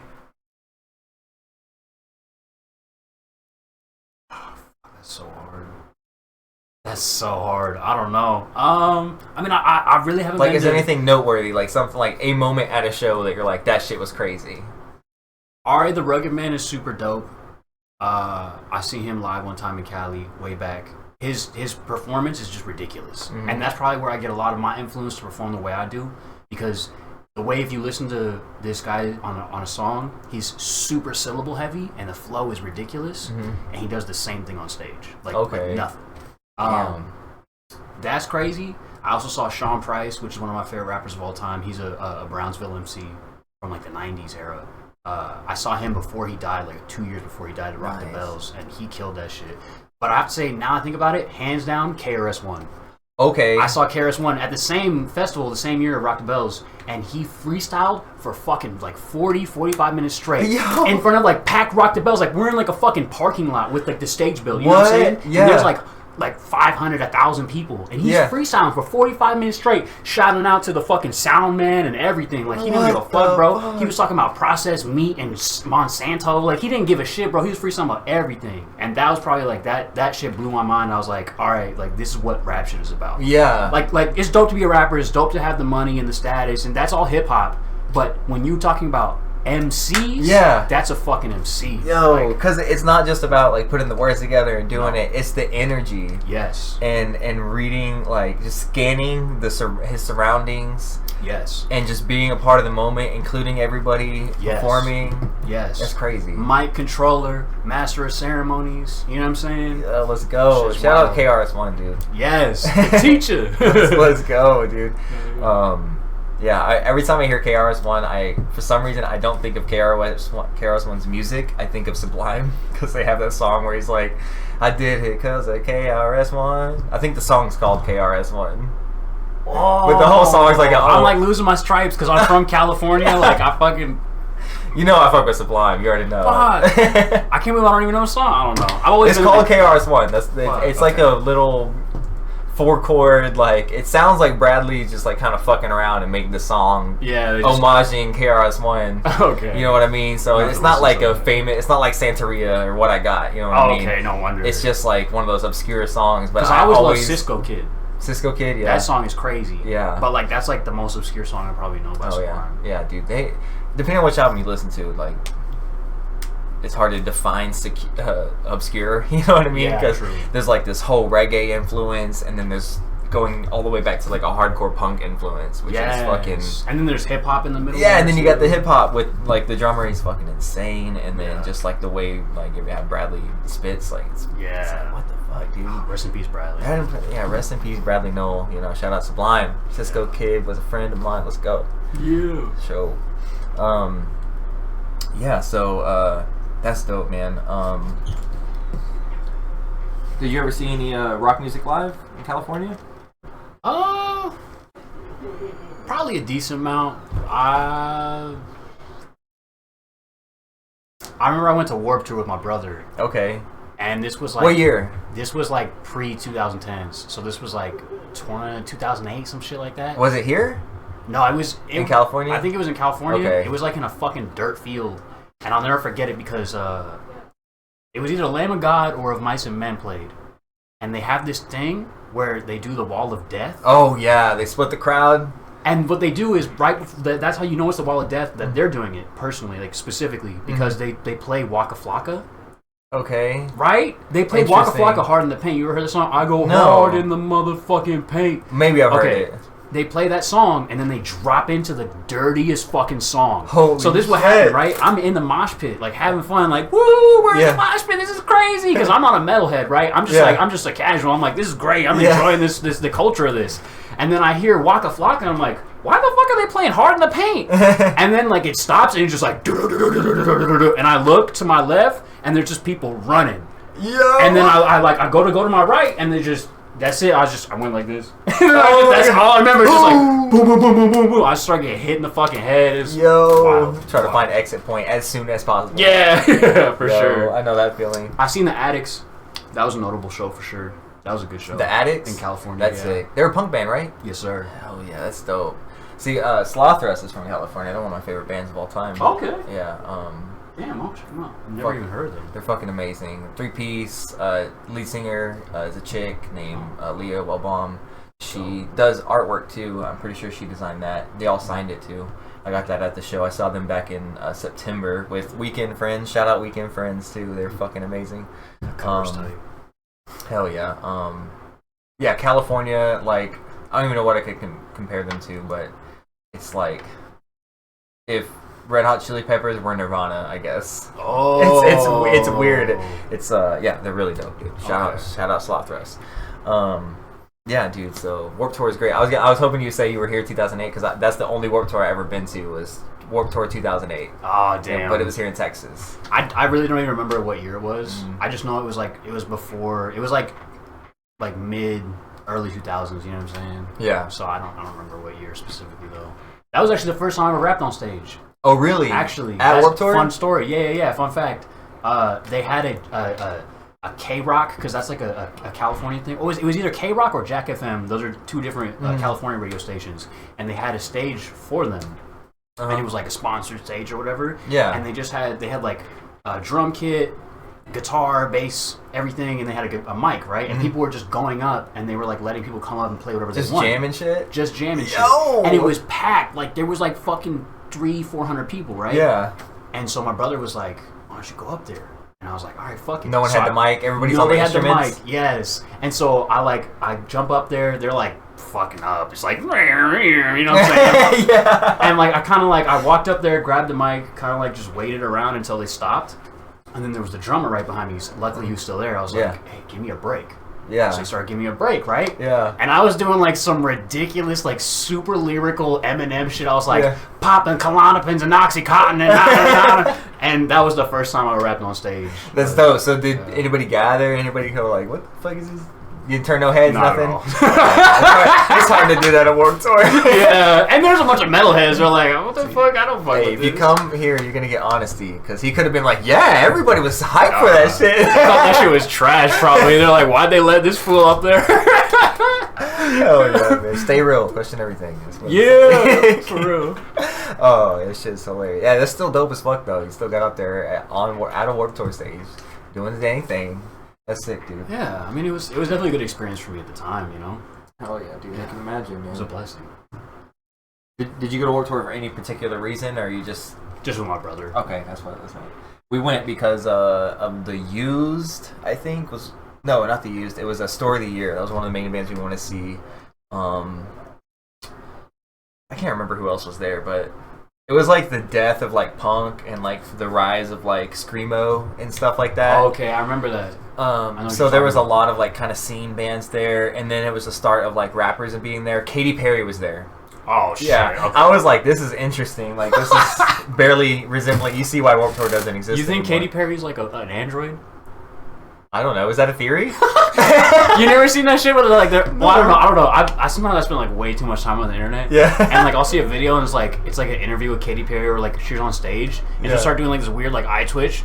and then she'll be like, and then like people will be like, oh, she's like malfunctioning, and then like you'll see like stagehands like come and grab her like off stage and shit. It's weird. It's kind of weird. You know what I'm saying? Like. Jamie, can you run that? No, I'm just kidding. Yeah. Jamie, can you pull that pull this shit up. Damn, where's your Jamie? Jamie, bro? One day we'll get there. Yeah. Straight up, that shit's hilarious. All right, I want to get to your record eventually. For sure. Oh man, I did kind of go through this. So, first thing I want to ask is, so let's go right here. The first words I listened to Spencer 40 Hans. I guess I'll ask, where's the name of that come from? So it's spelled right? Hans, but it's hands. It's just hands. Hands, okay. Yeah, Spencer 40 Hands. Spencer 40, it's like 40? Yes. Okay. So you know like Edward 40 Hands, you ever heard of that? No. You don't drink, so that I'm not surprised at all. Yeah. Okay, it's basically just a drinking game. You you tape two 40s to your hands. Got you, yeah. And then you can't take them off until they're done. Okay, I seen this shit. There's a rapper named Jakey, which I could bring up. Oh, excuse me. I love Jakey. Yeah, I love Jakey. He has a video where he's doing this shit. I know the song you're talking about. Fuck. It's the older one.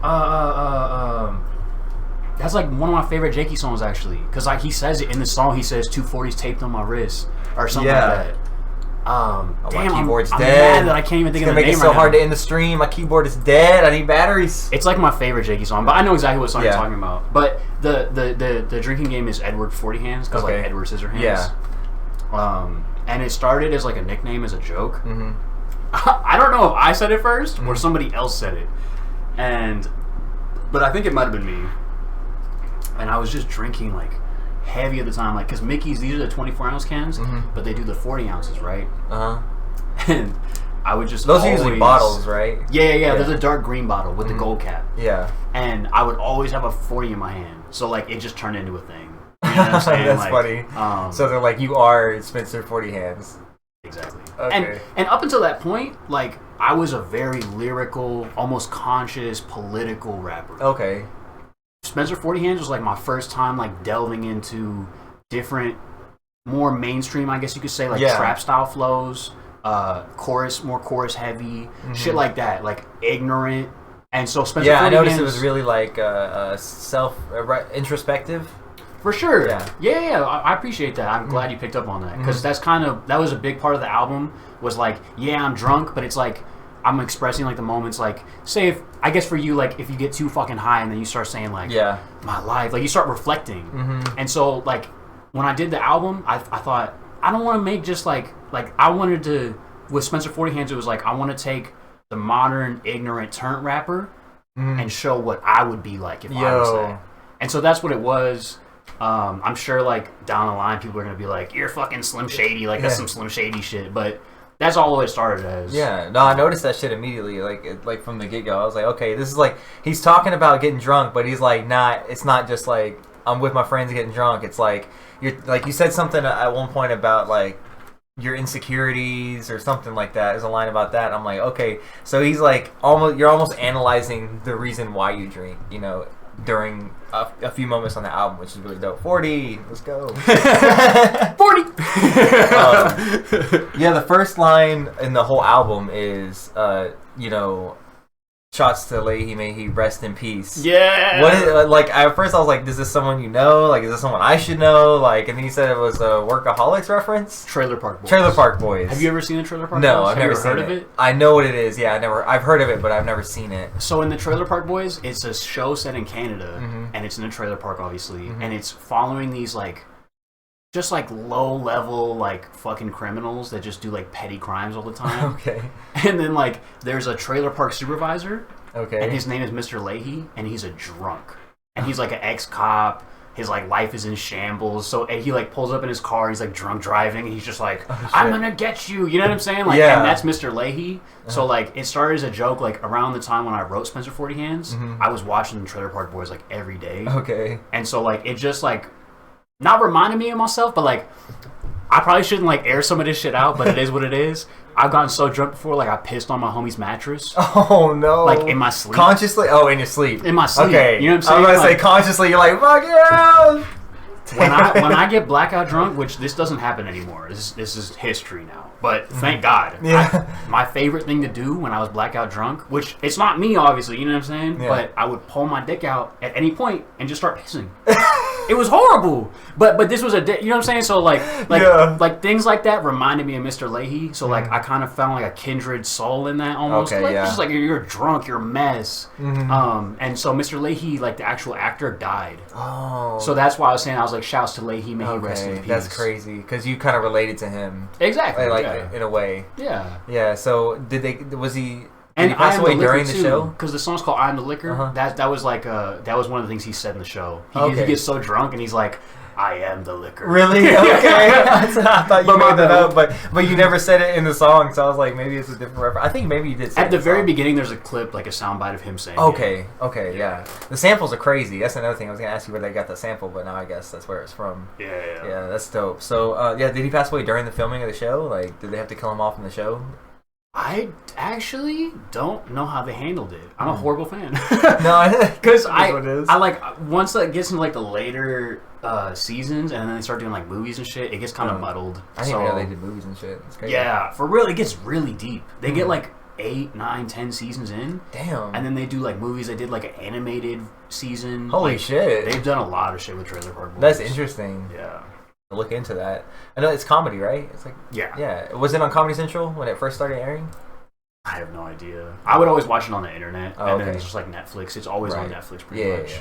Yeah, that's where I've seen it before. I think it came on my recommended a couple times. I actually found out about Trailer Park Boys like way prior to like me even being able to drink. Really? When I was like in freshman year in high school, I was somebody was living with me, my mom, and he used to watch Trailer Park Boys. Damn, I didn't even know that was that old. Yeah, it's been around for a long time, actually. That's crazy. If you watch like the first season, you'll see how dated it is. Oh, okay. You're like, okay, this looks old That's as fuck. interesting. Yeah. They got like, I'm getting a call. Yeah, exactly. Yeah. I got brick phones and shit. Yeah. Are you garbage if you pissed in your kitchen trash? Can you trash can because you're too lazy and drunk to walk 4 feet to the bathroom? I'm not gonna say you're garbage. I'm gonna say you might be trash, but it's okay because one man's trash is another man's treasure. Exactly. Long live the trash boys. Bars. Yeah. Clip that shit. That's fantastic. Oh man, that's great. Oh yeah, so yeah, that record is fucking fantastic. So you had that immediate. I love the use of samples. Okay, you'll see the other big poster behind you is Jawbreaker. And the first time I really heard samples like from movies or shows or camp or whatever used over top a song was them, and like that shit blew my mind too because I never thought to like I didn't think it was really even legal to repurpose like dialogue from movies or TV shows, like let alone like would even have come up with the idea to do that. But yeah, they were the first ones I heard to do that, and I was like, this shit's incredible. I think Rise Against did it too. They were probably the first one because they did American Beauty. I need to check out Rise Against. Yeah, they're fucking dope. It's a huge catalog. I can give you like a short playlist if you want, but I'll give you like the political song, the whatever, you know what I mean? Break it down into fucking sections. Yeah, exactly. But yeah, dude, it's really cool. I love that. I love the use of that and how often it happens over the record, dude. See, that was one of the questions I had on here was what was the sample from? Now I know. I was gonna ask you where the name of the record. So okay, how did you get the beats on that record? Hey, no shame, man, no shame. No, yeah, I'm just gonna air it out. I'm gonna say this too. Tip for new artists: don't use type beats. Don't fucking do it. Yeah. Pay money or have in-house producers that will give you the exclusive rights to your beats, and you can register that shit on BMI and all that shit. I never did none of that.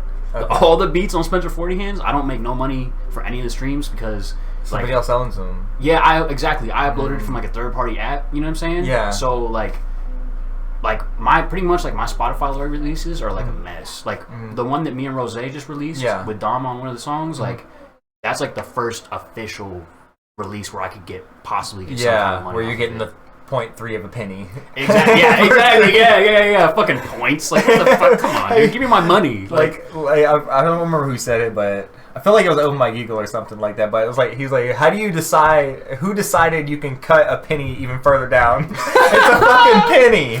You can't give us the 1 penny for the fucking stream, like bankers. No. Whoever it is, the labels, fucking Daniel, Yeah. whatever the fuck, that owns Spotify. I don't know. Yeah. How y'all splitting the lowest form of currency? How y'all splitting that into fucking thirds? Well, the thing is, though, they did that. Well, I guess you're right. It got even worse because back then, like when Wayne, you know what I mean, like all the years of hip hop, it was bad because you would get cents. You would get like pennies out of the dollars that you were making. But now it's even worse because now we're making percentages. It's worse and it's better depending on your approach and depending on where you came from. Because if you do have that major label, right? Major labels are where all this money's going anyway, so eventually it's going to get cycled back into you, and the artists that are at the top, like top 100, top 500 artists on Spotify are making the most money from Spotify because they're making ridiculous numbers, right? And they could like live comfortably off of that. Ed Sheeran, you heard about the lawsuit, right? Oh my God, it's big music. It was big music news, so it's been going on for years. A lawsuit, Marvin Gaye's estate versus Ed Sheeran, about owning a chord progression. Right. What? Yeah, it went on for a long time. A couple months ago, it finally, jury came back and considered Ed Sheeran not guilty, which is a huge win for the music business for all of us. I did see about that because he missed the Grammys or some shit like that, or a show or something. Yeah, he missed his grandma's funeral because he's in fucking court. Which is fucked up. It's so fucked up. Yeah, it's real fucked up. Okay, so I do know what you're talking about. Yeah, so it's a big win for the music industry because you can't own a chord progression. You just can't. Like everybody uses chords and moves chords from one chord to another. That's like owning a word or a phrase. Right. You know what I'm saying? Yeah. Well, you can own a phrase. You catch phrases and true. You know, have it and your way words, too. and all those. You could trademark like names. Yeah, you can trademark shit, but when it comes to chord progression, like it's more like kind of like that's public domain. Yeah, it's kind of like owning a single word or whatever, because you're only owning a piece. Like the whole composition, you can copyright, but you can't copyright the chord progression that happens. Right. You know what I mean? But he said if he would have lost that lawsuit, he would have quit music forever. Oh. Which I totally understand because I wouldn't I was questioning on what I would do because if that would have happened, if Marvin Gaye would have won, or Marvin Gaye's estate, you know, R.I.P. Right. If they would have won, then that means that it opens up the door for all these major labels to go, that's mine, that's mine, that's mine, that's mine, that's mine, from sampling and hip hop to using AI voices. And we would have been done in hip hop. Done. Yeah, that's it. Like you can't do shit anymore. Because they've been attacking hip hoppers for since the dawn of hip hop. Like. Yo, and speaking of De La Soul, they just had their whole discography released on Spotify in February, like for the first time. Really? Oh shit. Okay. Yeah, it wasn't on there. I'm hyped now. I'm gonna go listen to all. Yo, that's why I started listening to them finally. My only experience with De La up until early February was seeing them on Chappelle's show. Oh shit! I saw them perform on Chappelle's show, and I was like, okay, they're fucking dope because he only had dope artists on his show. Yeah. Most Def, DMX. But yeah, because of the sampling, because of where they got the samples from, and the artists that own them, blah blah blah.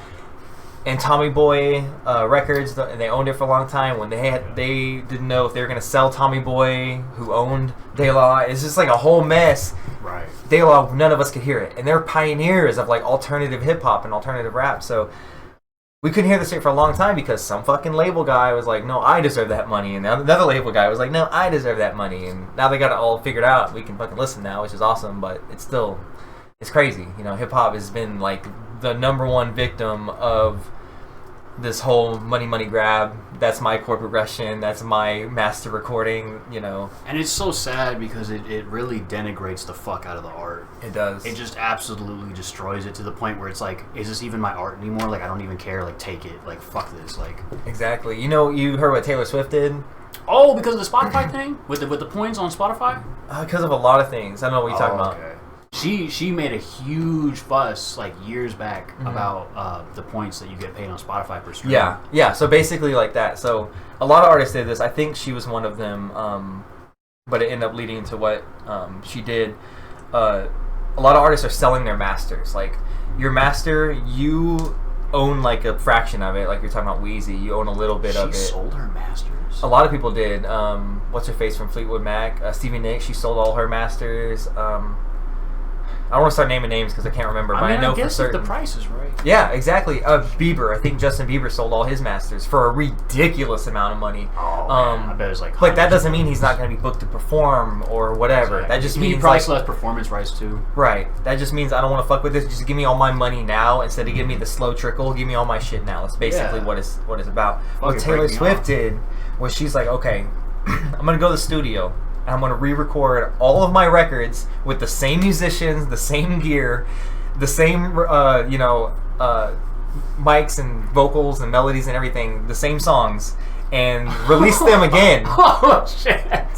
And they're going to be mine, independent. That's fire, Yo, talk T-Swift in the house. Let's go. Shout out to Taylor Swift. Punk fucking rock. And she's fine, too. Yeah. And then on top of that, now, she didn't have like a record label or producer breathing down her back like, no, you shouldn't have this part in there, this part should be half as long, do that thing again, bring the chorus back or whatever. She could make the song how she wanted to make them to begin with. So again, shout out to Taylor Swift, killing the game, like real. And that was like one of the first things that made major labels started go grab.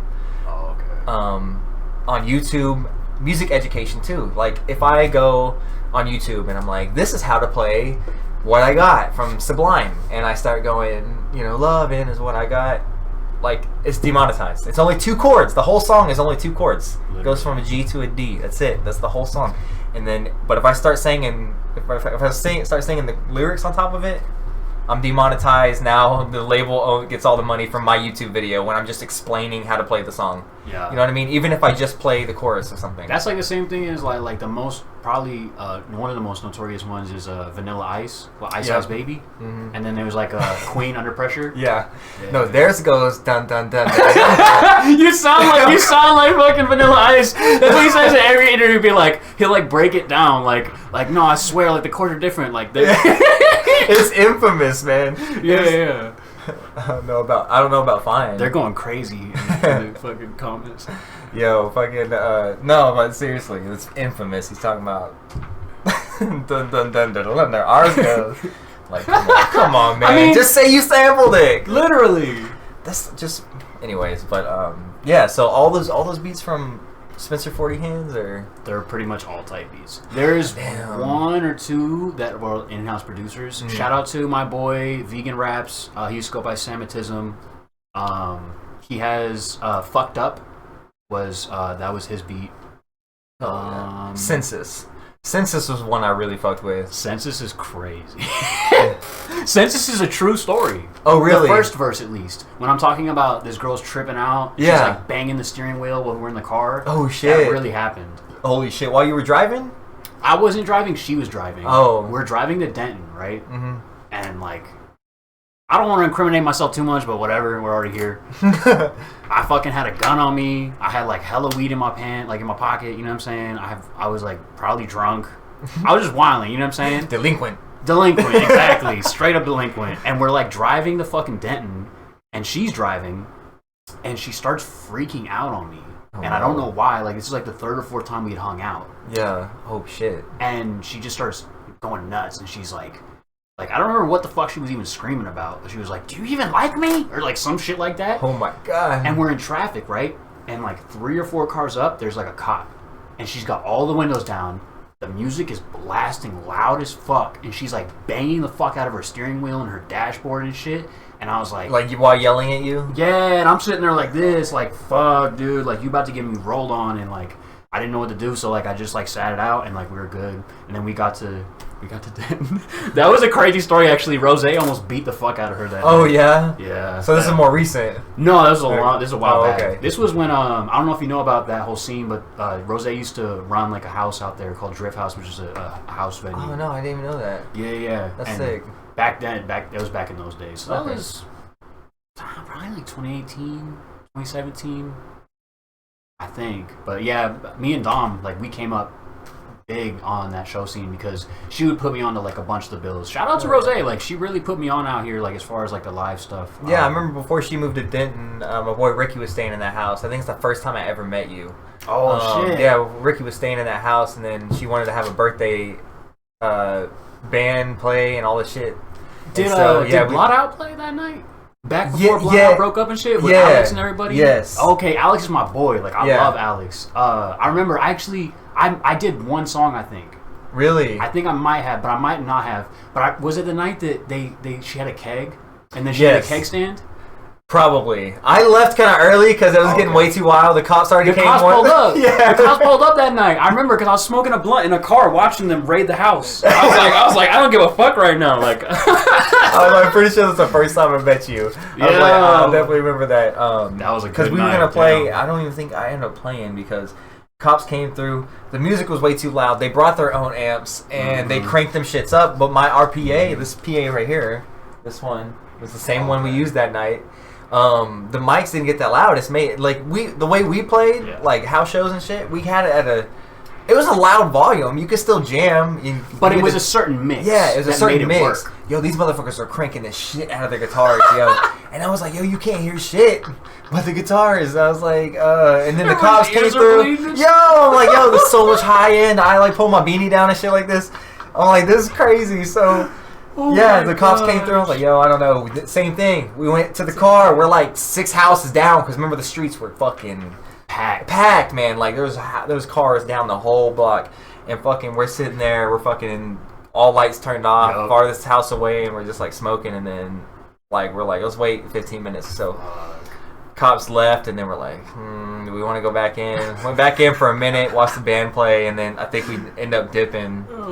And that's probably when the keg stand happened. But that was a good fucking night. Yeah, but you did a song that night? I might have done one. Yeah.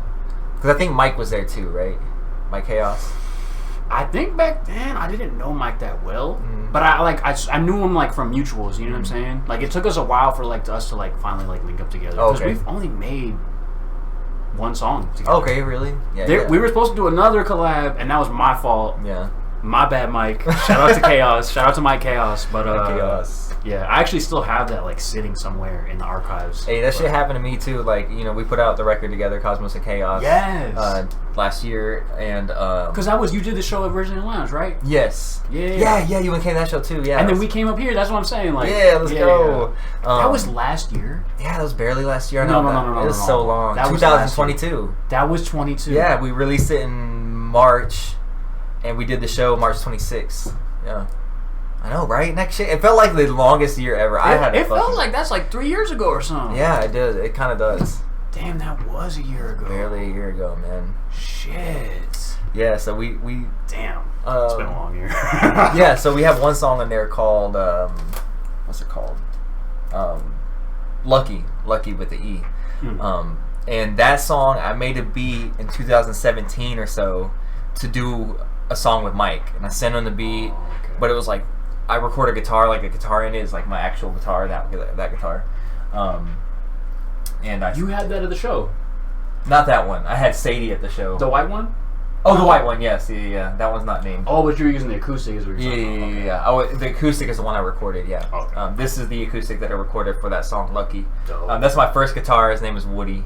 Hey, named after Woody from Toy Story. Yeah. Because he's my first guitar, or whatever, most important toy. Boner jokes. No, I'm just playing. Yeah, no, but also Woody Guthrie is I'm a huge fan of Woody Guthrie. Oh, yeah, that's a dope like multi-purpose. Yeah. You know what I mean? Multi-meaning. Yeah, most definitely. Sadie is named after Sadie in Red Dead Redemption 2, if you ever played that. I haven't played it yet. Yeah, but she's a dope character. I need to play that game. Yeah. I need a console. I've been fucking up. I have an Xbox 360 still. Oh, yeah? I just beat the New Order like last year. Oh, like Wolfenstein. I love that fucking game. I need to beat it on Uber. I've been playing it back through on Uber. It's so hard. Oh, that's ridiculous. I wouldn't do that. I play everything. He had the bib and the pacifier and He said I wouldn't do that.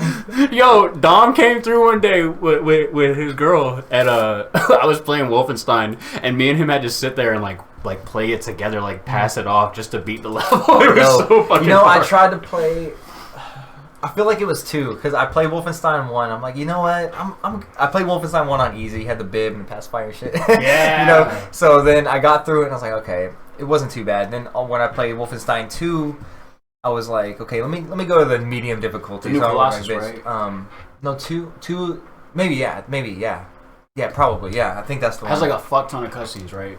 Probably. I can't remember. Was there? Do you remember one of the characters in the game? It was like a African American girl with an afro. Yes. Okay, yeah, that's. I feel like she's in the first one though too. Maybe she's not in the first one. Wait, she might have been. Because Briefly. probably at the end or something. But yeah, no, she's yeah, and then the one where you had. Yeah. I don't want to spoil anything because everyone wants to play that shit. For that sure. shit is wild, man. Talk about some sci-fi, crazy, retro future shit. That game is gnarly. Yeah, it's fucking dope. But yeah, I was like, let me play it on medium, and I played it on medium. I got stuck on this one part where I like spawn and then die. I'm like, okay, and then I spawn and go left and die, and I'm like, okay, I spawn, go right, kind of survive, peek around the corner, die, and I'm like, what do I do? I had to kind of look it up to find a route, but. Yeah, it's just crazy. We could have a whole nother episode talking about video games. We should do it sometime because I love that shit. But yeah, dude. Gaming all day. That's like my my escape. You know, I love hardcore games like that. Yeah, I can't do hard games, but I like high energy. I'm playing Doom right now. Doom Eternal. Fucking sick, especially on the PS5. Yo. Doom Eternal's crazy. I beat Doom 2016 on Ultraviolence. Yo, and that shit took me forever. I didn't know you were killing it like that. Do you play Call of Duty too? Not anymore. You just like story shooters? Now I do. Okay. I don't really play like online games no more. Okay. You know how that shit be, bro. It's you know how toxic. many times I heard the fucking hard R?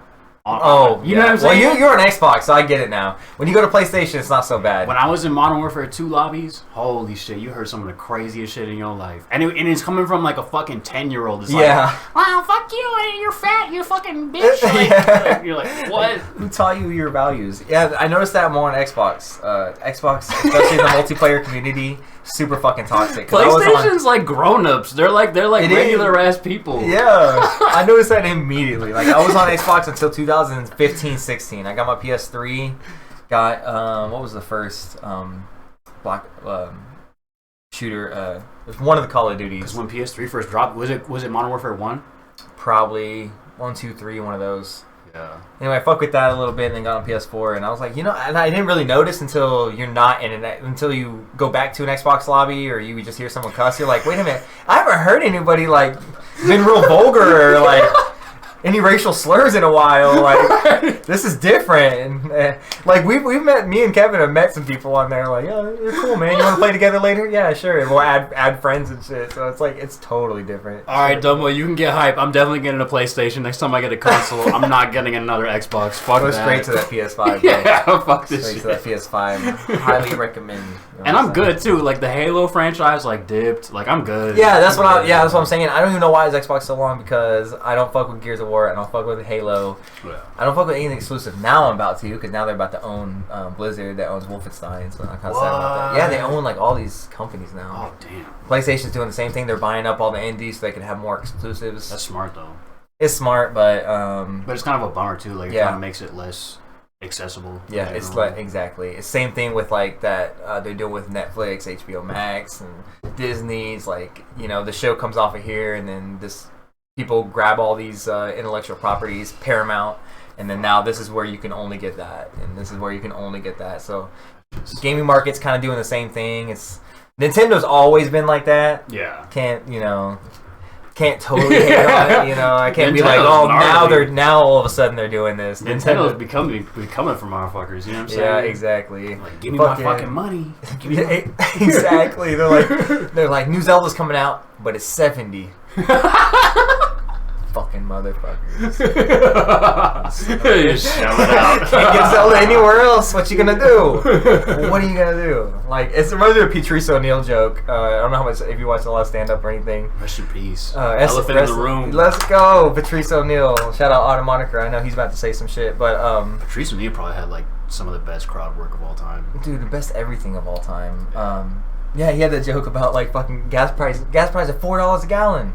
It's $4 a gallon. He's like, you know why? There's one reason why. It's because they're like, I'm probably butchering the joke, but he's like, they just telling us, what are you gonna do about it? It's $4 a gallon. What are you gonna do? Where else are you gonna get your gas? Exactly. He's like, I'm charging $4 because they're charging $4. What, I'm gonna give you a chump and charge $1? No, I want the money too. Corporations are the real gangsters. Capitalism, bro. Capital, yeah. Patrice was the greatest comedian of all time. That's real talk, dude. Yeah. And that whole era, like the early 2000s, like Bill Burr, Dave Chappelle. Dave Chappelle, the GOAT. Yes, I love Dave Greg Chappelle. Giraldo. Oh, Listen Greg to him Giraldo all was the craziest roaster ever. Dude, rest in peace him too. That's one thing I love about Open Mike Eagle too. Going back to like hip hop and stuff, he's he's got a line in a song that said, "My saints are dead comedians." He has a song with Hannibal Buress. What? Yeah. Well, Hannibal Buress raps sometimes, I guess. Yeah, he does. And Open Mike Eagle got him on that shit because he's like, Like a it's the same snippet? thing, Right, and he's right, still exactly. funny, it's great. Dark comedy. Shout out Dark comedy. Wait, is that the song with Hannibal Buress where he's like LeBron James to be on the HGH? Yeah, exactly. The line's fucked up from the HGH. He went from one headband to like 88. That's kind of bars though. Damn. He's fucking hilarious. Yeah. Shout out to Hannibal Buress, man. Fuck, bro. And ain't just Donald Glover out here, funny and rapping. And Eric Andre. I love Eric Andre, yeah, he's pretty funny. He was great in Righteous Gemstones season 2. Shout out. Righteous Gemstones? Righteous Gemstones goes hard. Oh, you would love that shit. I'm gonna segue this into back into your record. Okay, Righteous Gemstones got John Goodman. It's made by Danny McBride. Oh, okay. Okay. Danny McBride's like, Yo, so good. The show is about these religious. They own a super mega church. It's family that owns a super mega church, right? Okay. And at the end, they put on the big show, song and dance, big lights, and they come out in the celebration. They wear like nice suits, and then they rack in money, and it goes behind the scenes. It's comedy, right? It's fucking amazing. John Goodman's in it. I don't know if I already said that. But yeah, they just make all this money, and then you see like behind the scenes, Danny McBride's like doing coke, and he's in a hotel room with like all these strippers. And they're fucking all these hookers, and you know what I'm saying? Dude, okay, so let me segue this into the shit where I was like, yo, Spencer's on some shit. Fuck, You already know what song I'm talking about. Let me get where's the record at? I'm like trying to play it.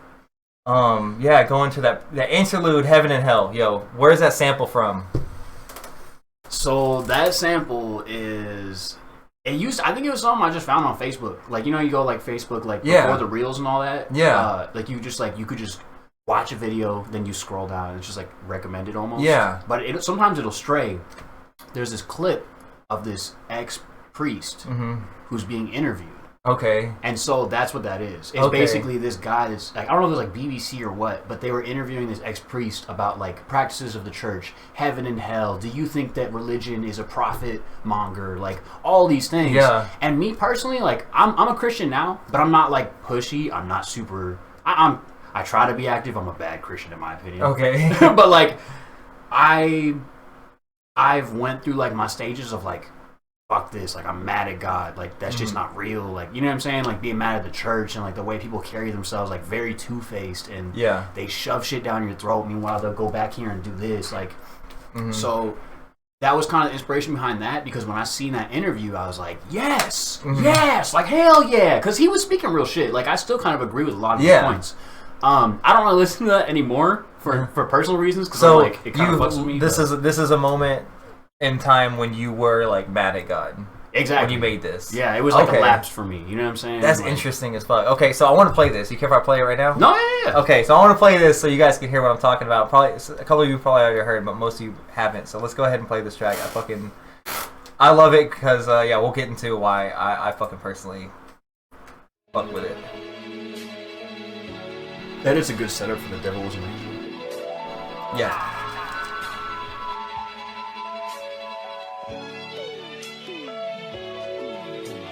I don't think hell exists. I happen to believe in life after death, but I don't think it's got a thing to do with reward and punishment.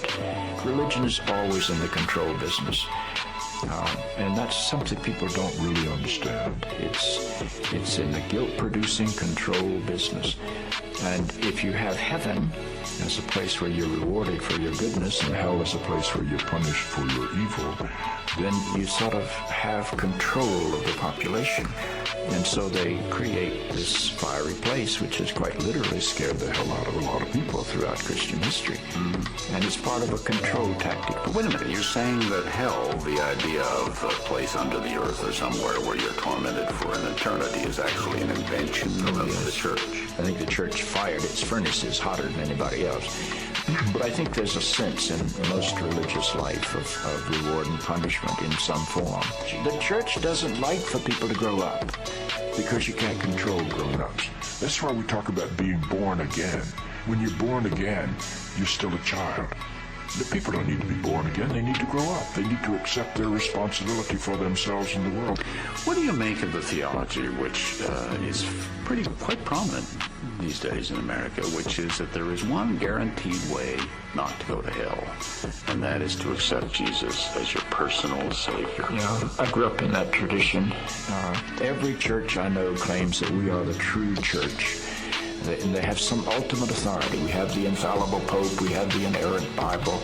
The idea that the truth of God can be bound in any human system, by any human creed, by any human book, is almost beyond imagination for me. I mean, God is not a Christian. God is not a Jew or a Muslim or a Hindu or a Buddhist. All of those are human systems which human beings have created to try to help us walk into the mystery of God.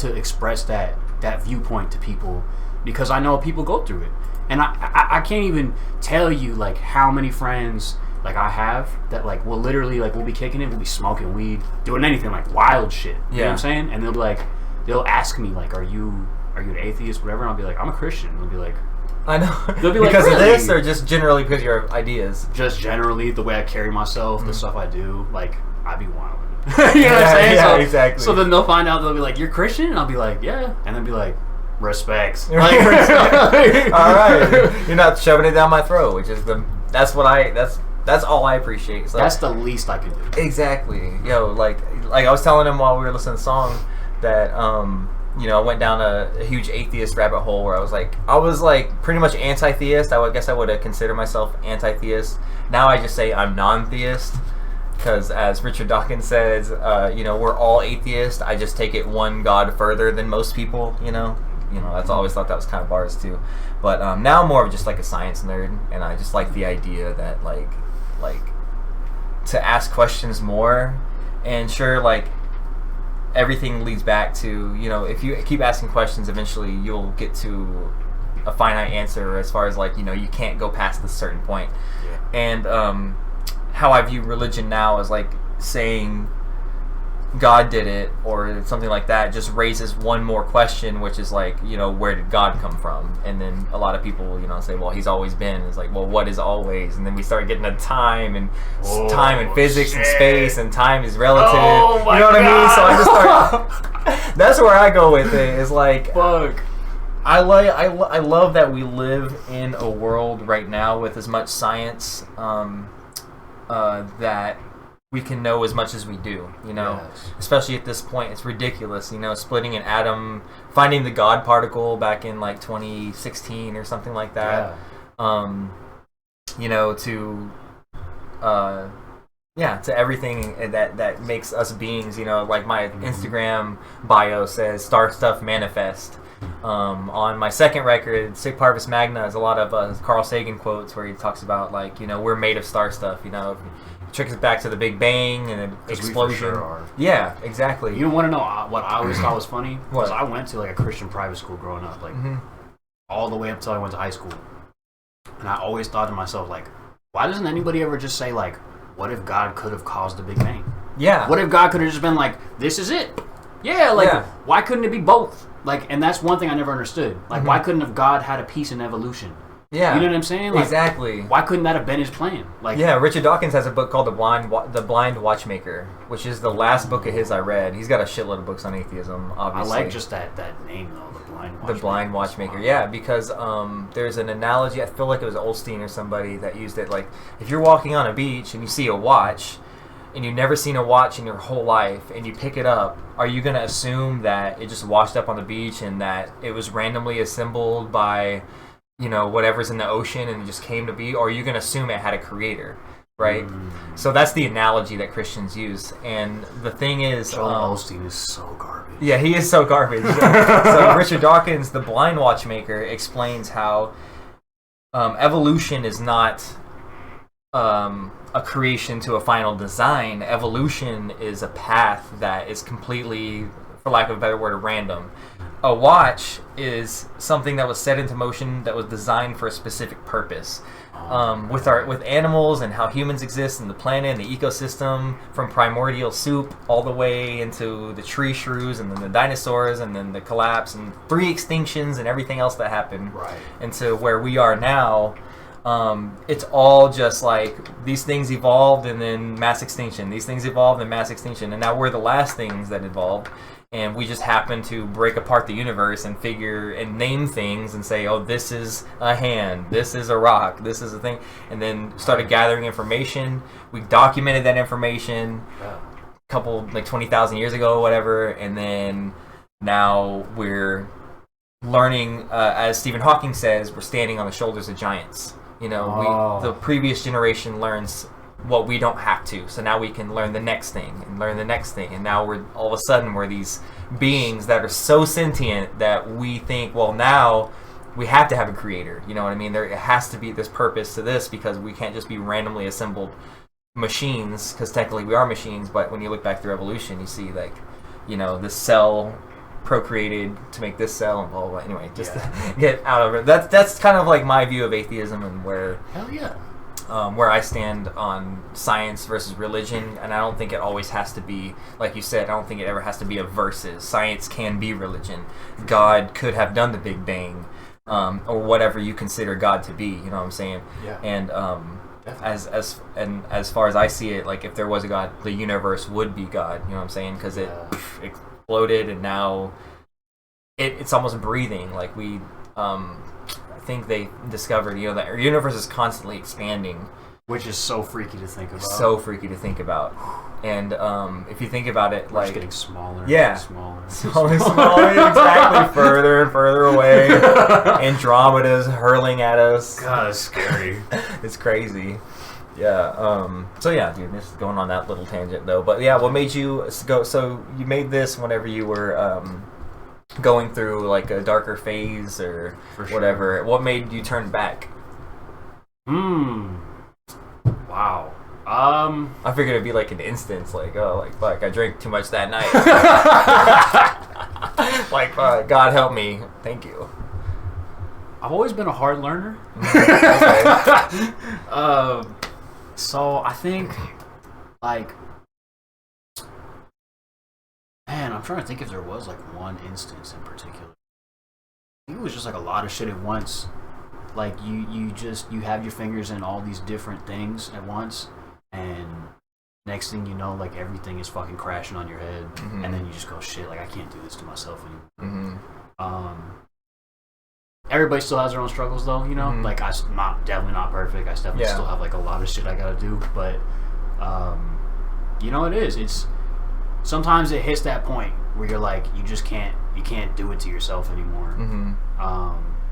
And it's rough. Like, you either learn or you don't, because there's people that die behind that shit like nothing. And the saddest part is, right, those people are sick. Those people are struggling.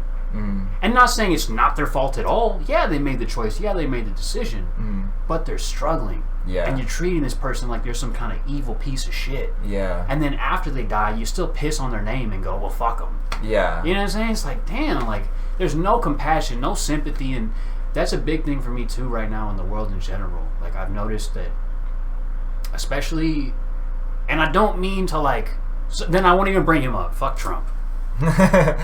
From like what was that, 2018? Right? Yeah, he got elected in 2016. Yeah. Oh, was it 2016? Okay. Since that year, I've noticed like a shift in humanity. Yes, most definitely. People used to be compassionate. People used to be considerate. People used to give respect and get respect. Now people don't give a fuck. Like, the amount of times I drive on the freeway, like here, even on the way here. You know what I'm saying? Like, people don't give a fuck. It's getting cut off. Nobody using blinkers. I don't drive without a gun. You know what I'm saying? I'm just playing. But, like, you know what I'm saying? Like you got to be careful, because like, people don't give a fuck no more. Like, and I remember growing up in California, especially, like, California, that's a thing that's known. Like, people get shot on the freeway over road rage shit, right? Yeah, that happened here before. Like, I've been at my day job for a long ass time, like over 10 years. And I've worked with a lot of people, and I've worked with, like, I'm a cook. I'm just gonna say it. I'll talk about it on my stream. As far as these people know, I'm a streamer and a musician. My bad. I'm sorry. No, I just say my day job. That's like my blanket term. But yeah. Anyway, I've been doing it for a long time, and I've met a lot of people, and I've seen a lot of people pass away because when you work at like one, I kind of like associate these people with that spot, right? So I've seen people come and go, and some of those people never come back, you know. And one girl that I worked with, her name was Nicole. That's what happened to her. She was in a road rage incident. They got out, had words, and then she got shot up right there. And so that, and then my boy Patrick, I went to high school with him. He was doing some fucked up shit, and he was in a spot he didn't need to be, and he got killed on the doorstep of this dude he was trying to rob. And you know, I went to his funeral, and it was like a point where they read a letter that he wrote right like weeks before he died, and he had it on his mirror in his bathroom, and it was like, these are the things I want to do to get right. And it was like he wanted to get clean, stop drinking, you know, do right by his family, and all this list of things, you know what I'm saying? And you know, when I heard, you know, when we all heard about Patrick, it's like this dude, he was in that situation that he was trying to get out of, and that's how he lost his life. And you know, and one of the last things he ever said to me, like, I talked about this with Sensei too, about whenever we really got into Wheezy, back when Wheezy was the shit, like he was the guy. My brother, me, and Albion, my friend, aka Artistic Gambino, Mike's cousin. He's an artist, but he did a couple songs with us. But we found the beat to "Shoot Me Down" by Lil Wayne, just the beat without the vocals on it, right? And we wrote our own version of it. And so then I took that shit to work one day, and Patrick was working, and I was like, listen to this verse, and I spit this verse. And this is when I found POS and Doomtree, and I started to take rap more seriously and writing verses. And I did the whole verse, and he goes, "Damn, boy, you can write." And I was like, "Thanks, man." I was like, I kind of already knew that. I've always been kind of like, I guess, egotistical about my like, or just confident, lyrical, even. confident, yeah. But yeah, I was like, dude, thanks, man. But like, that's like one of the last things, if not probably the last thing he ever said to me, which was, I always took to heart because, you know, it's like one of those things that push me to keep going. You know what I mean? It's like an encouraging word from anyone. It doesn't matter like who it is. You know what I mean? Like that thing can have a lasting impact on you. Because I remembered that, and I remembered that the day I found out he passed away, and I was like, you know, invited to his funeral, and I was like, damn, dude, like, because I know if he was still alive today, that'd be a moment I'd always remember. Is that he's like, damn, boy, you can write. Like, I'll never forget those words, you know, because like. He's like the type of person that he would have been like, keep working at it, or that's a little trash, or something like that. Very just candid. Like, yeah, exactly. But he's straight up like impressed, like turned his head. He sold me my first dub sack. Hey, that's right, baby. Shout out Patrick, RIP. Yeah, so he gave me a free Rillo with it, just handed me. I was like, can I have this too? And he's like, yeah, he's on the phone. He's like, yeah, man. I'm like, bet. We rolled our first. That was my first blunt I ever smoked. So you know, he's just one of those people, you know. So sometimes people don't get out of a lifestyle, or that lifestyle leads into, you know, a tragedy. Yeah. Even if they're trying to get out of it, you know. So like, you know, you're talking about, you know, coming back to God. Most people, when they come back to God, it's like a realization, or like a less. It's like like an epiphany, but it's like, okay, the devil made me do this, and they try to absolve themselves of the responsibility. They don't look like, oh, I did this. They go, oh, the devil did that. Now God needs to help me, and they don't want to be the person responsible. But I just heard you say, like, only exclusively that you were responsible and that you didn't want to be part of this. So I was like waiting for the God to come up, but you didn't. You're like, no, I don't need to be doing this shit, and or whatever, like however you phrased it. And I was like, that's the type of Christian I like. Shout out to Spencer for being a good Christian. Is like, you know, you're taking responsibility. You're not blaming any outside force or outside, you know, experiences or whatever. Like, you just taking responsibility and talking about it that way. Respect. Much respect. I appreciate it. No problem, man. I try, you know. Sometimes you gotta look in the mirror sometimes and go, I'm a piece of shit. Most definitely. You fucked up. You're coming down off a coke bender and shit. This, that, and the third. You're all drunk. Your eyes twitching. You're looking in the mirror. You're like, what happened? What? You know what I'm saying? Because you remember, you see your baby pictures and shit. Yeah. You know what I mean? And then you see the person in the mirror and you go, is this the same person? Like, yeah. what the fuck? Like, you feel like a dirty rag or something. Oh, that sounds some real shit. That'd be a good song too. Feeling like a dirty rag. Oh wow, I would write that song. That's almost right bars. now. That's almost bars. We're gonna cue the beat. Freestyle. Dude, if I had a fucking one day. Where's my snare? Where's my snare? No, we're gonna get a freestyle session in here one day. I'm gonna have Mike Chaos, Sensei, Spencer, anyone else I know that can fucking freestyle. I want to be on the beat. I'm gonna be dropping it out and shit. We're gonna have a whole freestyle sesh. Wait for that shit. I'm gonna hook up mics. So I'm gonna have like 4 mics. I'm gonna have them going to the PA. I'm gonna make it legit. I wanna make an event out of it. Fuck yeah. About to bring him out of retirement. Let's go. So low key, I don't know if you know about this, but I am like, he's poor Dom. There's I'm I'm like in a self-imposed hiatus. Oh, okay. A lot of things have happened these last 2 years. Damn. And it just is what it is. Like, I'm just kind of trying to just see where life will go. Okay, that's what's up. So music is just definitely like a back burner item at this point. Yeah. So actually, this interview is like a huge like beam of light in the midst of a big storm, almost. Hey man, well dude, like I've known about you, since that Rose party. I saw you perform at Zoe's album release party. That was a fucking crazy set. That was a crazy show. I don't think that's the first time I saw you perform, but yeah, that was a crazy show. You came out to the Cosmos of Chaos show. Let's go. And so yeah, dude, I've always had much respect for you, and I'm glad you were one of the first ones to be on here. Yeah, dude, I'm about to bring your ass out of retirement. Let's go. Yeah. So I was talking with Sensei about it. I don't know if it was on stream or not, but with Cosmos and Chaos, we're gonna do 8 tracks, right? Mm-hmm. Okay. I know what you're talking about. Yes. Yeah. So you're gonna have a feature for each song. Yes, that's what I want to do. So you are also one of the ones I have in mind. So whether you're doing shit or not, I got to get a verse from you at some point. You know, no matter where you are. I still pop out for those. You know what I'm saying? Okay. Sometimes it takes me a little while. Sometimes I show up late. You know what I'm saying? But so you're not completely out of the game.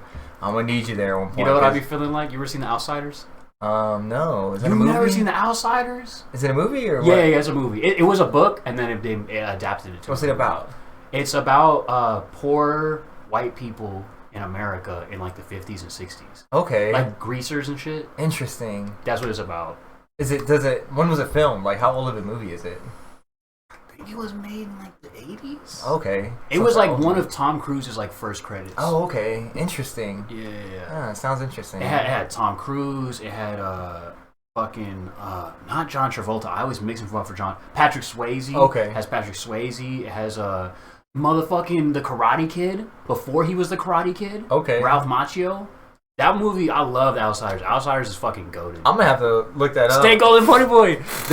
I was gonna say that's a line from another movie. Somebody says that they probably were referencing. Yeah, reference. I never knew that before. But there's a part in the movie where the greasers are like fighting the rich kids, and there's a main character named Dallas, and like they're like already rumbling, like they're fighting in a field, and Dallas runs up. No shirt on with a jean jacket over, just like, y'all ain't gonna fight without me. He shows up late, he starts punching people. Sometimes I feel like that, you know what I'm saying? Sometimes I just feel like I show up late, but I'm like, I'm still here though, fuck. Yeah, it's like the fucking Royal Rumble. Yeah. You slide in last minute, start doing all your moves, you know, get a 2-piece with a biscuit. Hell yeah, dude. Alright, man. I feel like we could talk forever. It's been a minute. I definitely want to have you on here again. For sure. Hell yeah. I'm going to see if there's anything else I want to ask you about. Okay, yeah. That's another thing. Like one, I don't know how long this will last, but I was going to ask, though, that record came out in 2019. It's one of the last, I think that's what it said. It's one of the, it says November 2019. So also the thing about Spencer 40 Hands, it was like very postponed. Okay. Because like I was like stressing out that I didn't own the beats. Mm-hmm. I didn't know like what I was gonna do as far as like that, and also like it was very jumbled the way I put it together. Okay. And it was very like how you say like disjointed, very like just crazy. So I'm really glad with the way that the layout of the story of the album happened. Yeah. Because it sounds like it tells a story. It sounds like they're deliberate. I'm really happy to hear that. Because, like, that's exactly what I was aiming for. Like, it was basically supposed to start with I Am the Liquor, getting drunk. Then it's like, like if you notice, like the third or fourth song in is Fucked Up, right? Because that's the first introspective Yeah. song. So the second song, Drunk, right? Then Census. So it's like Census, like the slow, like not only the lyrically, but like the beat, like it's a softer one. You know, it slows down the pace a little bit. very true. Yeah, exactly. I didn't even think about that, honestly. But the way it plays out is it's almost like you get drunk, you start having introspection, but you're still drunk, so you're still like kind of being stupid. You're still like, fuck the world. Exactly. Yeah. And then I'm like going on rants like pigs, like I'm talking about cops and police brutality. Right, yeah, that's a good one too. Then I come back into ignorant shit, whatever, crossfaded. Then I'm like, oh, I'm drunk. All right, I'm gonna get real introspective. Let me talk about religion. Yeah. And then I go blackout and hungover. Like, you know what I'm saying? So it's like you hungover, wake up. and it has the hangover. He's talking about like He said, "Where are my front sizer's gone?" he's like, you put your pants back on. I find it, I kind of find it discouraging. I have to ask twice or something like that. Who could put on pants at a time like this? This shit is hilarious. Yeah. Shout out to The Hangover. That's a good ass fucking movie. For real. Who hasn't seen The Hangover? That's good shit. Yeah, this record, like, dude, I was really impressed with it. I was like, damn, I'm not gonna listen to anything else because I was like literally just like listening. I was like, that's really cool. I was like writing, and I was like, that's really dope. Oh, I didn't know he saw it like that, and like where you got the samples. I was like going through, and yeah, I was hoping for more on the beats. Though. I was hoping you knew the producer. I was gonna be like, yeah, it's just, unfortunately not. Yeah. The only producers I knew on the whole album. Yeah, that's Otter it. Moniker says, Just I fucked was up. in The Hangover. Positive energy. What? Yes. No, he wasn't. Oh, okay. I'm like, he was an extra? Yeah. No, he's quoting a guy that was in The Hangover. This guy okay, named Brody. Oh God, Brody Stevens. I really almost fucked that up. Yeah, Zach Galifianakis is a huge fan of him. He's a comedian. Okay. Zach Galifianakis is a huge fucking fan of him. He's this, like really high energy, off the wall comedy. He like one of his only special, I think. He did a 12 p.m. set at like the Comedy Store or something, and where everybody was like leaving and tired and like already drunk and shit, and he goes in and he tries to like be hype and gets. He's like trying to do like the Chris Farley thing, or like Sam Kinison. He's just like, yeah, it's not angry. Like he's Okay. really high positive energy. Like just like he comes out clapping to a song and like kind of freestyling. yeah. He's super funny, super niche. Yeah, he just he was supposed to be a baseball player, like, but he got injured to where he couldn't go to the pros, and then he started being a comedian. That took off, and then all this kind of shit. But he was also suffering from like really bad depression. So like in 2019 or something like that, he ended up killing himself. And so it's like another really tragic story. But his comedy is like the opposite of like his story. Like it's all about positive energy and. Like he said, yeah, you got it, push, believe. Like that's like quotes that he would do all the time. So yeah, shout out Brody motherfucking Stevens. Oh yeah, rest in peace. Oh yeah, the spot he actually did was called the Kinnison spot because it was like the one he was famous for doing because he woke everybody up. That's wild. What? Yeah. So, rest in peace, him and Sam Kinison. Yeah, Sam Kinison too. Yeah, Wow. dude, talk about my saints are dead comedians. Coming back to that, dude. Open Mike Eagle, all the shout outs today. I had a bar where I said all my heroes are dead or weirdos. Oh, that's fucking bars. It is bars. No, let's go. But it's true, man. It's true, man. Those are the best types of people. Yeah, dude. I definitely recommend going check that shit out. I'll link that too. I'm gonna link all the things we're shouting out in the description to the YouTube video. Yes, please. So, yeah. What's your favorite producer you've worked with? Like what current do you know a producer right now that you've been fucking with, or you normally get your beats from? Do you mean like that I know personally, Yeah. or like okay, okay, all right. Now I'm like registering because like I have like a big camp now. I think about it. Mm-hmm. Shout out to my boy Joey. He used to go by Farchild. Now he goes by Boy Tendencies. He's really, really dope. He's from Fort Worth. Okay. He used to be part of a clique that I used to roll with called the Trash Boys, Okay. which absolved itself.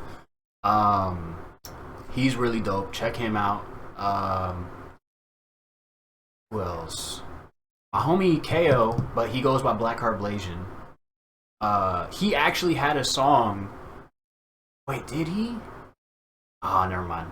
Take that back. I was gonna say I think he produced a song on the album like that was supposed to make it, but it didn't. But my boy Blackheart Blasian is super dope on the beats. I'm actually sitting on an album right now.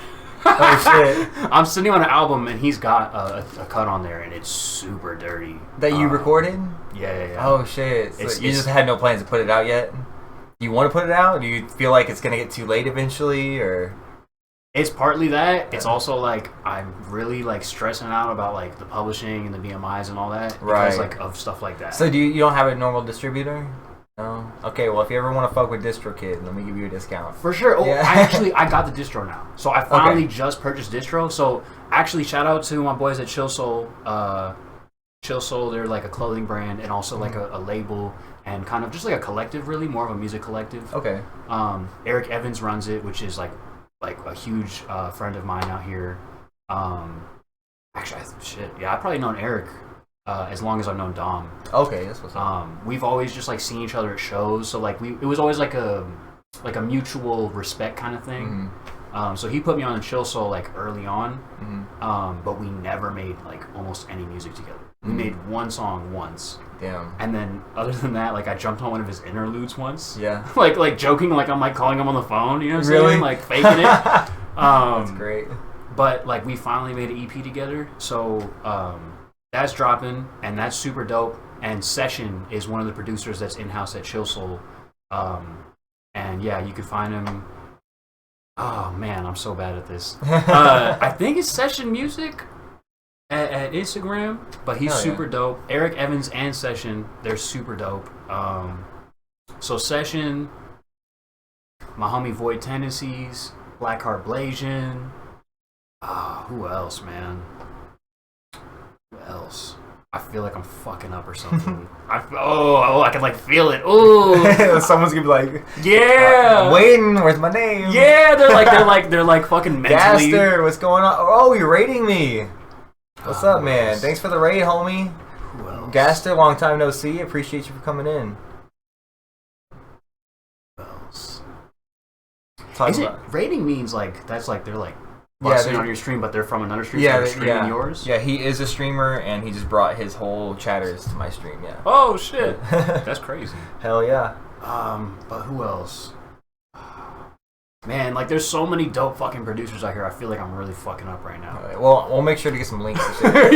Yeah. We're gonna get some links down there. You're gonna be fucking with. You said don't forget Mango.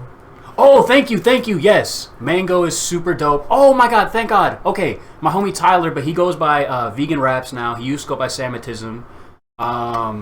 He's super dope. Oh man.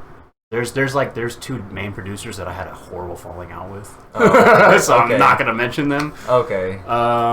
Mangoes are delicious. Mangoes are delicious. Yo, she's about to talk about how mangoes, there's a chemical in mangoes that intensifies the effect of THC. Oh shit. I know she's gonna say some shit like that, but she also just generally loves mangoes. That's her shit. Yeah, mangoes are great. I'm unfortunately like allergic to a lot of citrus fruits, so I can't eat that's those. some shit. Yeah. I don't really fuck with citrus fruits anyway. Could Ahmad do a shout out? I don't know. A shout out to you, Gaster? I haven't done shout outs in a while, but I could do a shout out. Gaster makes music too. He does like some really cool experimental shit. Okay. I'll do some shout outs right now. And then like Ooh, I just remembered too. Shout out to my motherfucking boy F. He used to go by F Miho. He is super dope. He goes right here. The album that I'm sitting on. Oh shit. He's playing some He's type playing of Pokemon? I don't know. Yeah, it looks like Pokemon but Minecraft or something, like Terraria, like with that interface and shit. But yeah, shout out to my boy Miho. He's got like that album I was talking about earlier. That's like not out. He's got like 75% of the beats on that. Oh, okay. So he's a workhorse, but he's like super behind the scenes. The one that's on SoundCloud, or F Miho? No, which one? Which one you say he had 75% of the beats on? It's an unreleased album. That's unreleased. Oh, okay. Yeah, That's what's the up. album I'm sitting on, he produced like 75% of it. Damn. So. How's he feel about it not being out yet? He has been very gracious about it. Okay. He's been like, I get it. You're going through some things. Like, if it comes out, it comes out. I'm not worried about it. Yeah, but like, okay. I'm sure That's really dope. He's not like happy about that. You know what I'm saying? But damn, I really want to hear that beat. Right, for real. He's like, I put some work into that shit. But shout out to my boy Junior. Shit, even shout out to fucking Foss Epco. Foss Epco's pretty dope. I've never really done any music with them though, but they're dope. Shout out, man. But because Junior is from Foss Epco, which Foss Epco is like a part of Fort Worth. Like I think it's, I don't want to mess up. It's either North Side or South Side, and I don't want to mess that up. One of the sides. Yeah. Depends on what side of the globe you're on, you know. For real. What side of the funk? I think that should be most of it. Oh, also shout out to my boy Colton Herman. I don't know if he still goes by Queso. I've heard that he doesn't anymore. He used to be a part of Rose back in the day. We used to be in a. I wasn't in the group, but I was kind of like the red man. Okay. You know what I mean? To the Wu-Tang almost. Like they had a group called Meddling Kids Worldwide. Okay, I remember that. I think I followed them on Facebook or some shit. Okay, yeah. Colton was one of the producers in that group, and he's super dope. Fuck yeah. So, yeah, there's just, and I could even still be forgetting like a good amount. You know what I'm saying? Like, there's so many, and that's what I'm saying. Like, that's what I love about Fort Worth. It really is. It's like a fucking gem mine that's just full of like all these crazy big ass uncut gem rocks. Like, dude, there's so many bars. Like I already said it on the Mike stream. We already gave y'all Leon Bridges. You know what I mean? He's from Fort Worth. Leon Bridges is from Fort Worth? Yeah, he came up from here.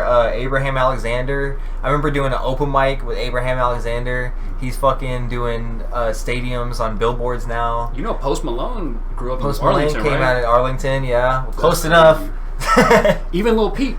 I heard right after, because I did a crazy like streak of shows at like the Green Elephant, Ridgely, and not even, Ridgely Lounge. Yeah, mostly like those main two. And I heard like tons of stories of like Peep. Really? Like, before he died. Yeah. And like when he was like on his come up, he was going crazy in Dallas. Like he was doing shows at Green Elephant, doing shows at the Ridgely Lounge, shit like that. That's crazy. So I didn't even know. People come through here. You know what I'm saying? Like that's my opinion, is that Fort Worth is a super untapped place. Yep. Dallas is kind of on and off, right? Yeah. Because Dallas has a very big underground scene that is very notarized within hip hop itself. But even in publications and shit, you know what I'm saying? Like, it comes in, then it goes. Yeah. But Fort Worth doesn't get that look. And I believe that it super deserves it. Yeah, it does. Because this is the thing, right? You listen to the Dallas scene music, it's very aggressive. Drug dealer music, murder music, this, that, and the third, right?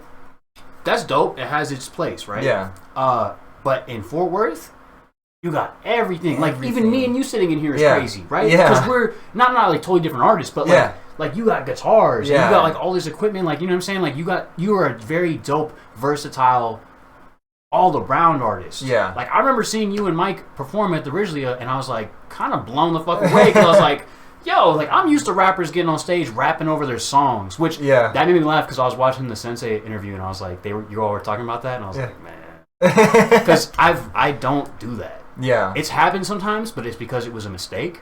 Yeah. Or it's because I didn't have the live version of the song and I really wanted to do the song live. I understand there are certain circumstances, but exactly. And then like the way I come up, like I've always written my own music, made my own beats. So it's always been like I didn't have to go, hey man, can you mix me that without a vocal? Or hey, can you give me that without a vocal? Hey, you know, I didn't have to tap back to anybody. So you know, it always like threw me off when I see it the first time. But I do understand that, you know, there are circumstances that you're going to have to do that. But exactly. It's like whenever I say that stuff on socials and stuff, I just want people to be the best versions of themselves, and I don't want people relying on it, or like, you know, I've seen people do it and forget their words, you know what I mean? And they'd be like, oh, that's what I said, and they, you know what I mean? People don't even forget it. I'll see people on stage, they'll deliberately say 2 bars, right? I'm robbing the bank. Yeah, and then get hyped. And then they do this, and then they don't even say the bars, and then they go, yeah. And then they just go back to dancing. And the whole time, they're being their own hype man. Yeah, they're being their own hype man. Well, there's 30 dudes behind them, all jumping up and down on stage, and then the people in the crowd, like, I'm like, what the fuck? Like, this is the craziest thing I've ever seen. But I will say, oh my god, Antic Arrow with the raid, double raid. Oh shit, what's up? What's up, man? Thank you so much for coming in. I swear to God, if I was gonna stop streaming before you, I was gonna raid you, homie. Double raid, yo! But that brings me to a hilarious ass inside joke that came from a show, right? Just exactly what you were talking about. We played this. It was like, I think it was one of those pay-to-play gigs. It was back when we were playing with Visit Inc. So we were more like a band, but it was still a rap group. But it was like more like a band because we all had instruments. We were all switching around. We had a drum kit, guitar, keyboard. All you just had real musicianship. Yeah. You know what I mean? But we'd always be playing shows with just rappers. You know, they just have their beats on an MP3 or beats on a CD back in those days.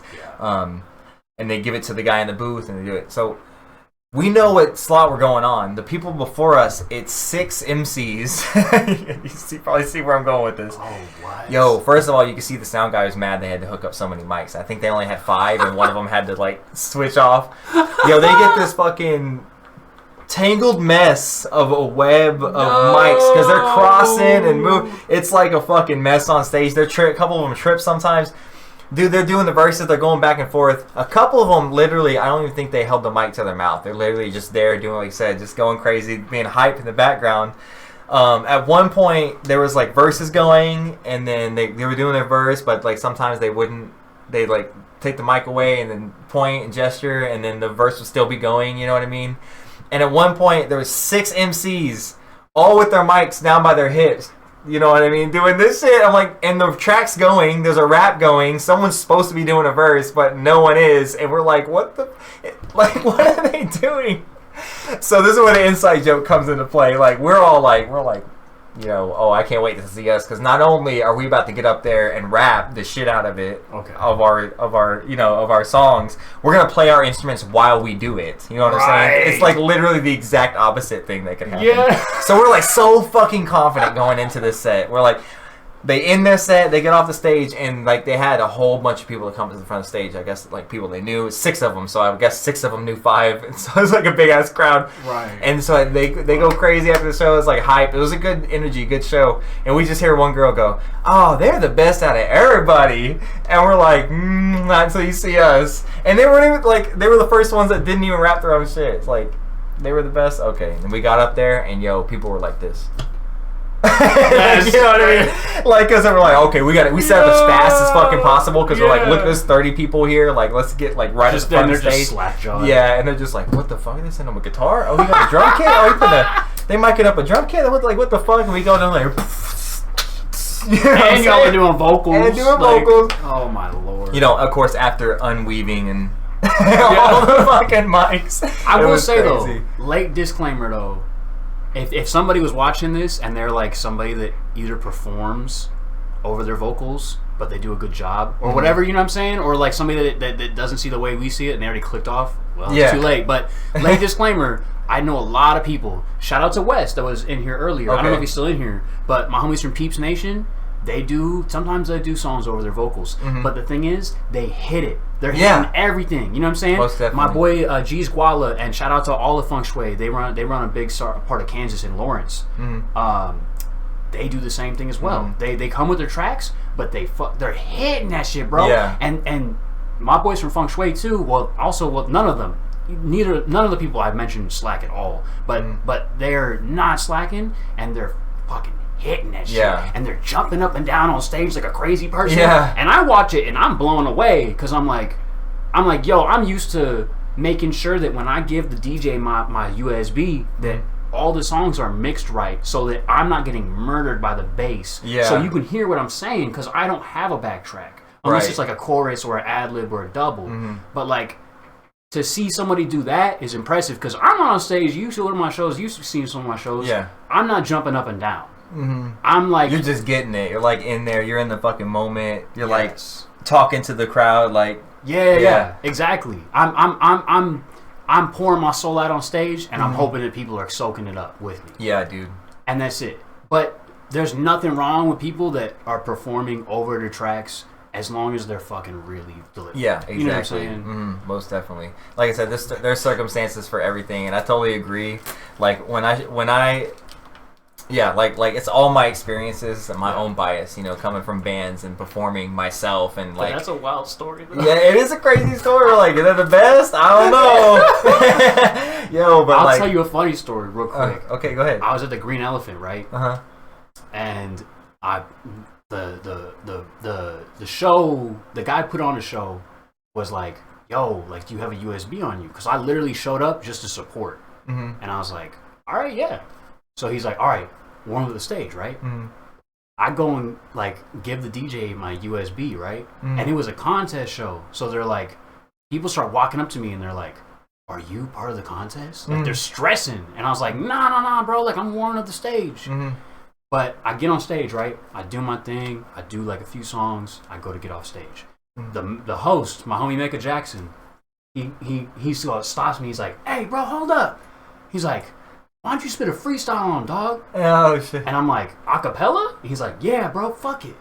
And I was like, I start rapping about Anunnaki and the UFOs and shit and the one world order and one world government. I was going nuts. It ruined the night. Yo. Because the rest of the rappers, there was a bunch of rappers in it that could not measure up. Couldn't touch. Oh, man. I'm surprised I didn't get robbed at gunpoint at the show. You know what I'm saying? I'm surprised somebody ain't jumped me. Like, so that's how it goes. Like, I y'all watch out if Spencer's in the building, all right? Hey. There's a competition. Do not let him go first. I got a bit of a rusty scabbard now. You know what I'm saying? I'm not as sharp as I used to be, but fair. I apprecit that. Though. No, that's dope. It's a dope story. Yeah, it's always cool when you kill the venue like that. There's another moment where we were in Dallas. I think the Curtain Club and it's the same band. It's the same band. Yeah, same band. Yeah. That's mostly what we played as because my first solo album came out in 2020. So I didn't really get to play a lot of shows, you know what I'm saying? Okay. Yeah, so the pandemic. So you're like a little late to the show scene. Yeah, as far as like my solo shit. Like we started playing shows with Visit Inc. in 2009, 2010. Okay. Yeah, so yeah, anyway, we're like Curtain Club. I feel like it's 2015, 16, something like that. And we go to the sound guy and we're like, yeah, where do we set up our gear or whatever? And he's like, I thought it was a rap show. We're like, yeah, it is. We're rappers. He's like, they didn't tell me there was a band here. Damn. It's like, I hate setting these things up. And the whole time he's like cussing while he's like, put your amp right there. And he's like telling us all this shit. Put the drum kit right there. I gotta get all these mics. Now hold up. And he goes and gets all these mics and mic up the kit. We're like, you just do bare minimum. We only gotta kick mic, snare mic. That's good. You can just mic the amp, or we can just play the amp straight out of the amp. It'll be loud enough to fill the venue. All right, we're trying to be easy on him. You know what I'm saying? Yeah. And he's like, damn, they didn't tell me there was a band today. And he's just mad about it the whole time. The engineer's mad. He's like, I didn't get paid enough for this shit. Like, but since we're the only band, and oftentimes as it happens, we'll be the first to set up on stage because we have all our shit and nobody else does. So our shit will be up there the whole time. We have stickers and shit. We have like basically free advertising behind every other artist because like our gear is on there and like, whose gear is that? Oh, that's our gear. Yeah, you're gonna know about us. Every other performer you're gonna know. You know what I'm saying? But anyway, we get on there and the whole venue kind of disperses because they're like, what the fuck were they about to do? Right? There's a balcony. I feel like it was the Curtain Club. Have you played there before? Once or twice. I've definitely seen people perform at the Curtain Club though. I don't know if I haven't performed at the Curtain Club. But I know I've been to the Curtain Club and like seen performances there. Yeah, I'm pretty sure that's the one. It has a balcony, but everybody kind of dispersed. The floor is empty. We just start doing our thing, and we play this song. We do like one song, didn't really go over well because we're like really like punk in a lot of ways too. It's like more punk stuff. So we open with that high energy stuff, and then we play the song called Planeswalkers, which basically is just a bass line and a drum, like an 808 drum thing that I played on. We played on a beat, we did play beats through our laptop too. Right. So we play that shit and it's got like this gonna redden up that snow, gonna stiffen that elbow. And like it's about Magic the Gathering. Oh shit. So I'm going off about Magic the Gathering. It's like, and we do dual raps where like I spit something, my brother says like Beastie Boys, and my brother says something and I say something, and we're doing this, and as soon as the chorus hits, I'm gonna redden up that snow, like the audience just goes, hey, and everybody starts coming in this group in the balcony. They all group up. They're at the top of the balcony and they just start going, hey, hey, like on the offbeats and shit, and we're like, yeah, like we knew we were gonna get you. Like at some point, that's the thing about Busy Inc. Like you're gonna be like, what the fuck is this? At some point, but you're also gonna be like, okay, what the fuck is this? Yeah. At some point, so yeah, shout out to Busy Inc. You know, if you've been there since the beginning. Lizard Lounge, that's what it was. Oh, the That's what it Lizard was. Lounge. Yep. Okay, no wonder. I used to go to the Lizard Lounge like with the homies, and I didn't even want to be there. Yeah. Like because they not in a bad way, but it's Yeah. just like it's EDM. I'm not a club person, Mm-hmm. so I'd like get like a water or a soda, and I'd like stand in the corner. Yeah. You know what I'm saying? But like I'm not I don't hating fuck with though. EDM at all, so I guess you're not doing those raves with Dom at all. Nah.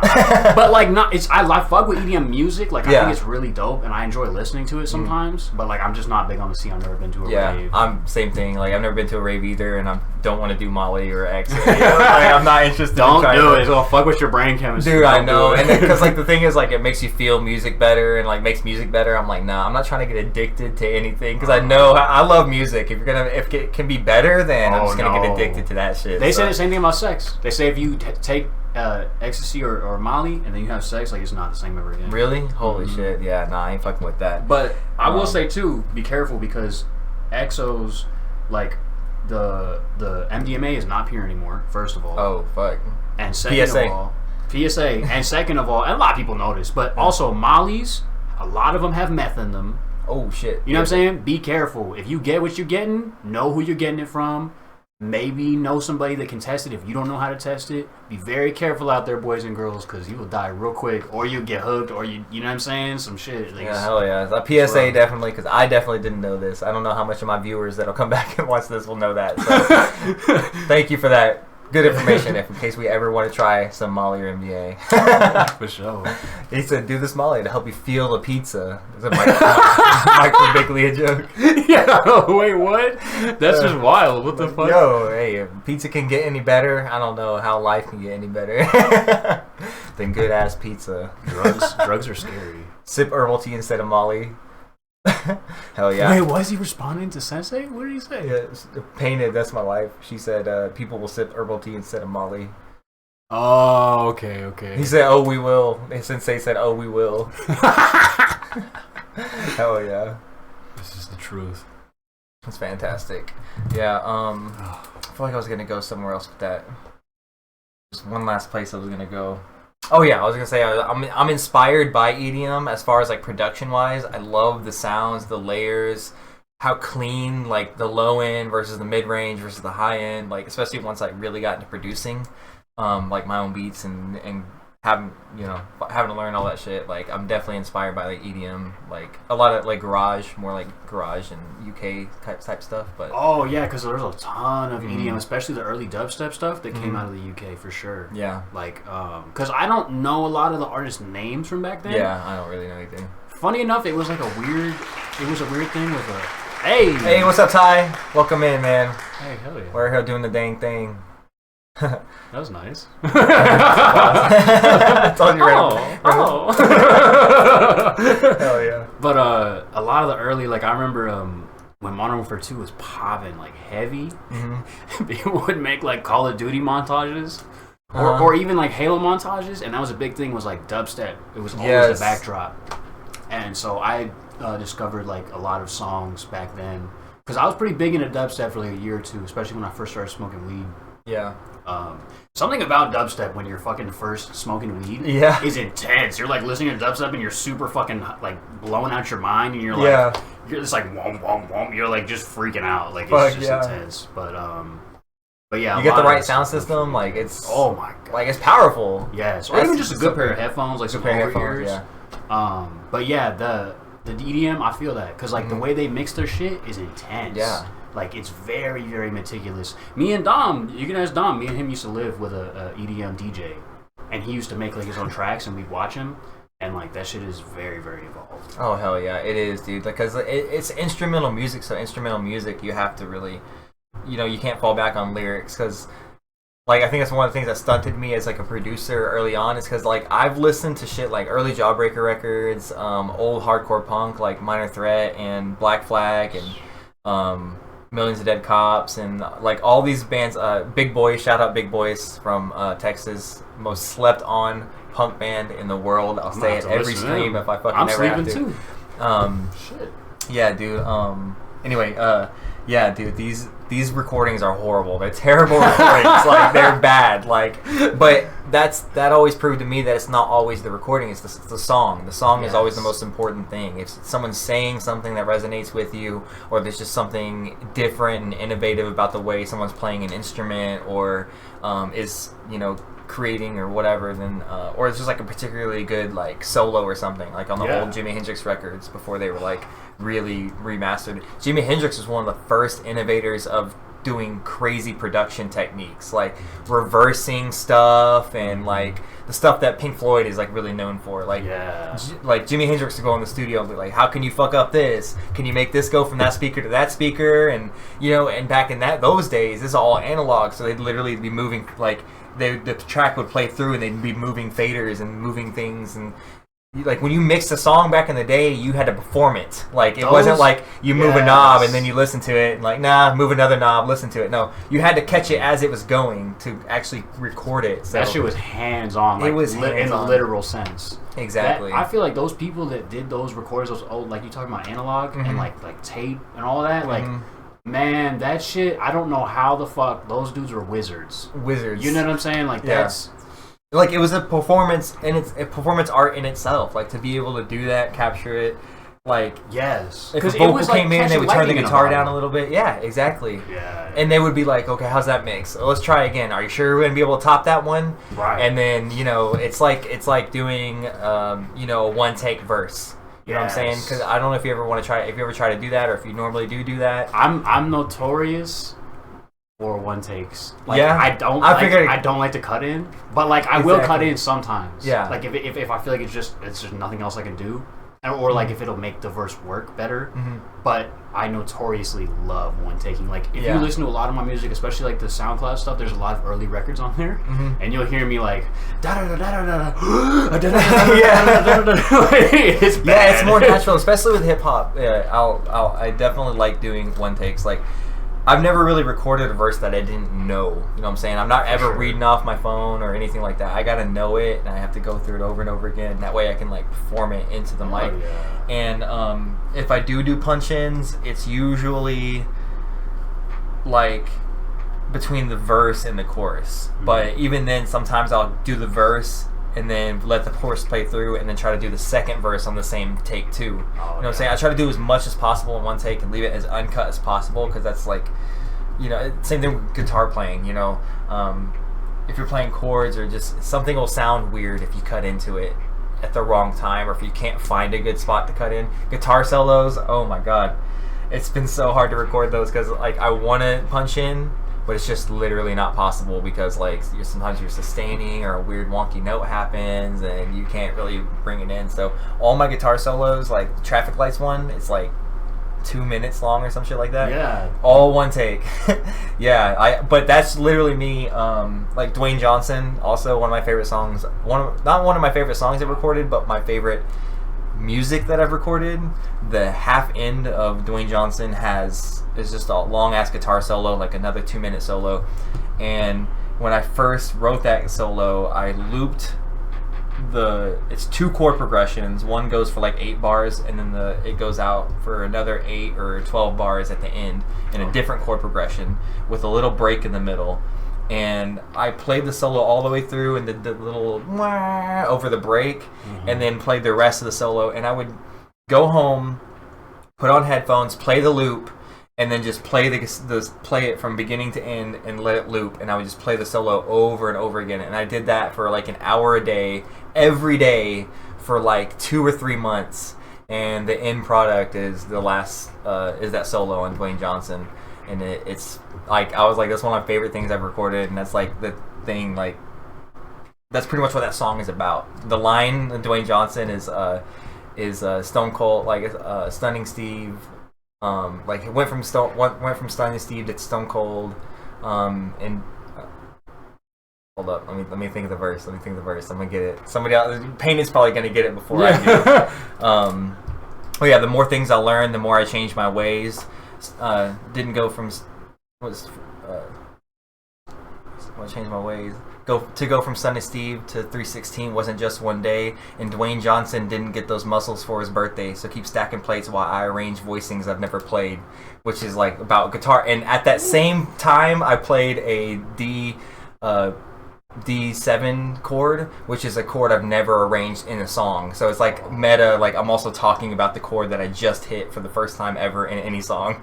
You know what I'm saying? So like that's kind of the level I work on. Like the music always goes with the lyrics, and that's kind of like the flow I work on. Wow. Yeah, so like, and that song is like literally about like getting in there, doing the work, putting in the work, consistency until you get the product that you intended.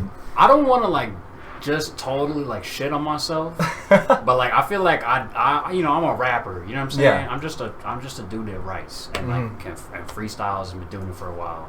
I feel like somebody like me compared to somebody like you, like that's why like when people like they'll say like it's always a interesting topic when you say somebody be like, oh, what do you do for a living, or oh, what do you do with most of your time, and I tell them I do music, right?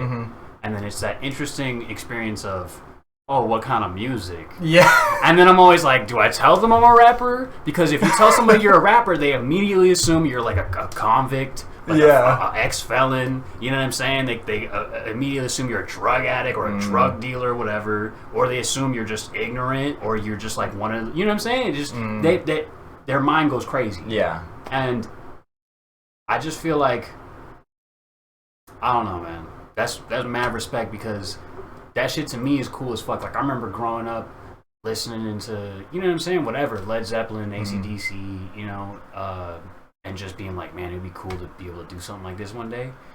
But it just wasn't. That's just what I put my time into. So like how you're saying about me playing guitar. That's how I think about freestyling. That's what I was expressing to Sensei when he was here too. 10,000 hours. Shout out Malcolm Gladwell. Mastery. Yeah, mastery. Yeah, it's the same thing with you. Like freestyling is a skill that I don't think I'll ever be able to develop. Like, it's just such a crazy thing to just turn your, like how Sensei said, turn your mind off and just go. And then it's rhyming. And this is something that you, like, consciously or not, or like most, of course, consciously, but like how you're talking about sitting at your desk and like coming up with songs in your head and doing it the Jay-Z way. Like, that is the same thing as me sitting there and playing that solo over and over again. Like, you're honing your inner craft, and you're putting work into this thing that you can now do at a high proficiency. You know what I'm saying? So we took different paths, but it's still the same. You know what I mean? It's still the same. Out here, bro. We're out here. We out here. here. Out here. Sensei's out here. Mike Chaos is out here. Automoniker's out here. Let's fucking go. Don't sleep on Funky Town. Don't sleep on Funky Town. 10,000 hours. I feel like this podcast could go 10,000 hours. now that we're like at the 3-hour mark, which is like the longest one that we've fucking done. I've done so far. I have to end it because I'm eventually gonna have to edit this down. Of course, yeah. But hey, I'm gonna have SpencerLee in here again. You bet on it. Like, hopefully sometime later this year. I'm booked out till August with these shows. For sure. Rose, you mentioned her. She's gonna be here in a couple weeks. Hell yeah, that's my gang too. Like, yeah. So you know, we're out here. Thank you, Sensei. Hey. So yeah, you can see I got Spencer's Instagram up there. Go follow him. His music I think it's linked somewhere. Yeah, it's linked on his page. So yeah, follow him. Hey, thanks for the follow. Hi, what's going on? I appreciate you. Thanks for being here. Came in with hey, thank you for the biddies, Ty. I appreciate it. Much love. Ty always coming in clutch. I appreciate you, man. Yeah, so I'll be back here exactly a week from today with someone I really respect named Mysterious. She's out of the UK. He came here with Dick. I know you did. I see you there all the time. But yeah, thanks for being here, man. I really appreciate that. I appreciate the follow. Yeah, so next week I'm going to have Mysterious.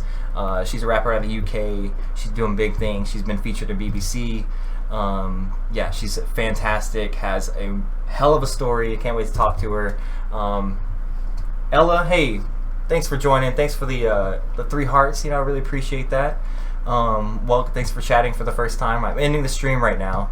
But I appreciate you for being here. If you followed, thank you so much for following. I'm B-nign. You can find me right there. This is SpencerLee. You can find him right there. So, you know, you're officially on a hiatus. You're sitting on some raps that you haven't released yet, but is there any plans of, like, features or anything that you want to plug before we go? Oh, yeah, for sure. Thank you. Chill Soul Sessions drops June 20th. Also, Talk That Shit, a project that me and Rose did together. Lil Sensei is featured on that as well. You can find that on Spotify, I believe, also on YouTube and Google Music, and I think maybe even Apple Music and whatnot. And yeah, hopefully one day I'll drop this album. Amen. This solo album. Let's go. And then Sensei, I gotta have you come back. Automonica, I gotta have you come back. Yes. And Mike Chaos, gotta have come back, because the one thing I want to officially start doing, and you'll be the first one, I want you to sign this table, write something, tag it, do whatever you want to do. I got you. So we're gonna. This is a solid black table. I got a silver Sharpie. I want to have all my guests eventually sign this and see how full we can get this hoe. For sure. All the guests that can be here. Can I do a shout out real quick? Yeah, too? do a shout out. Yeah. Now I think about it, fucking shout out motherfucking Edgy Gang. You know what I'm saying? Long live Trash Boys. Long live Meddling Kids. Long live Trash Boys. Yeah, bro. Shout out to Rose. Shout out to Sensei. Shout out to Eric Evans. Shout out to Wesley. My boy, motherfucking Mayor West. Yeah, bro. Shout out to Funky Town. Shout out to Otter Moniker and motherfucking B-nign. Excuse me, benign. Either way, I got my vote now. Hell yeah. Some people say B9, some people say benign. You're probably gonna just get to that point where you're like, yeah, it is what it is. You seem like you're already at that point. Literally, the reason my name is benign is because like it's benign. It doesn't matter to my art as the art. Like it's my art is what you focus on, not my name and who I am. That's super fucking dope, though. Yeah. Fist bumps all day. But hell yeah. Shout out to you, Spencer. Says Payton with the highlight. Thank you for the follow, Ella. I really appreciate that. Yeah, so we're gonna have Spencer here again. We're gonna have everybody I just listed again. So thank you for hanging out. I'm gonna play us out with some more Spencer tunes. And yeah, please don't sleep on Fort Worth. We're out here. Have a good evening. If you sleep on Fort Worth, you're gonna wake up on a bed of nails. Let's go.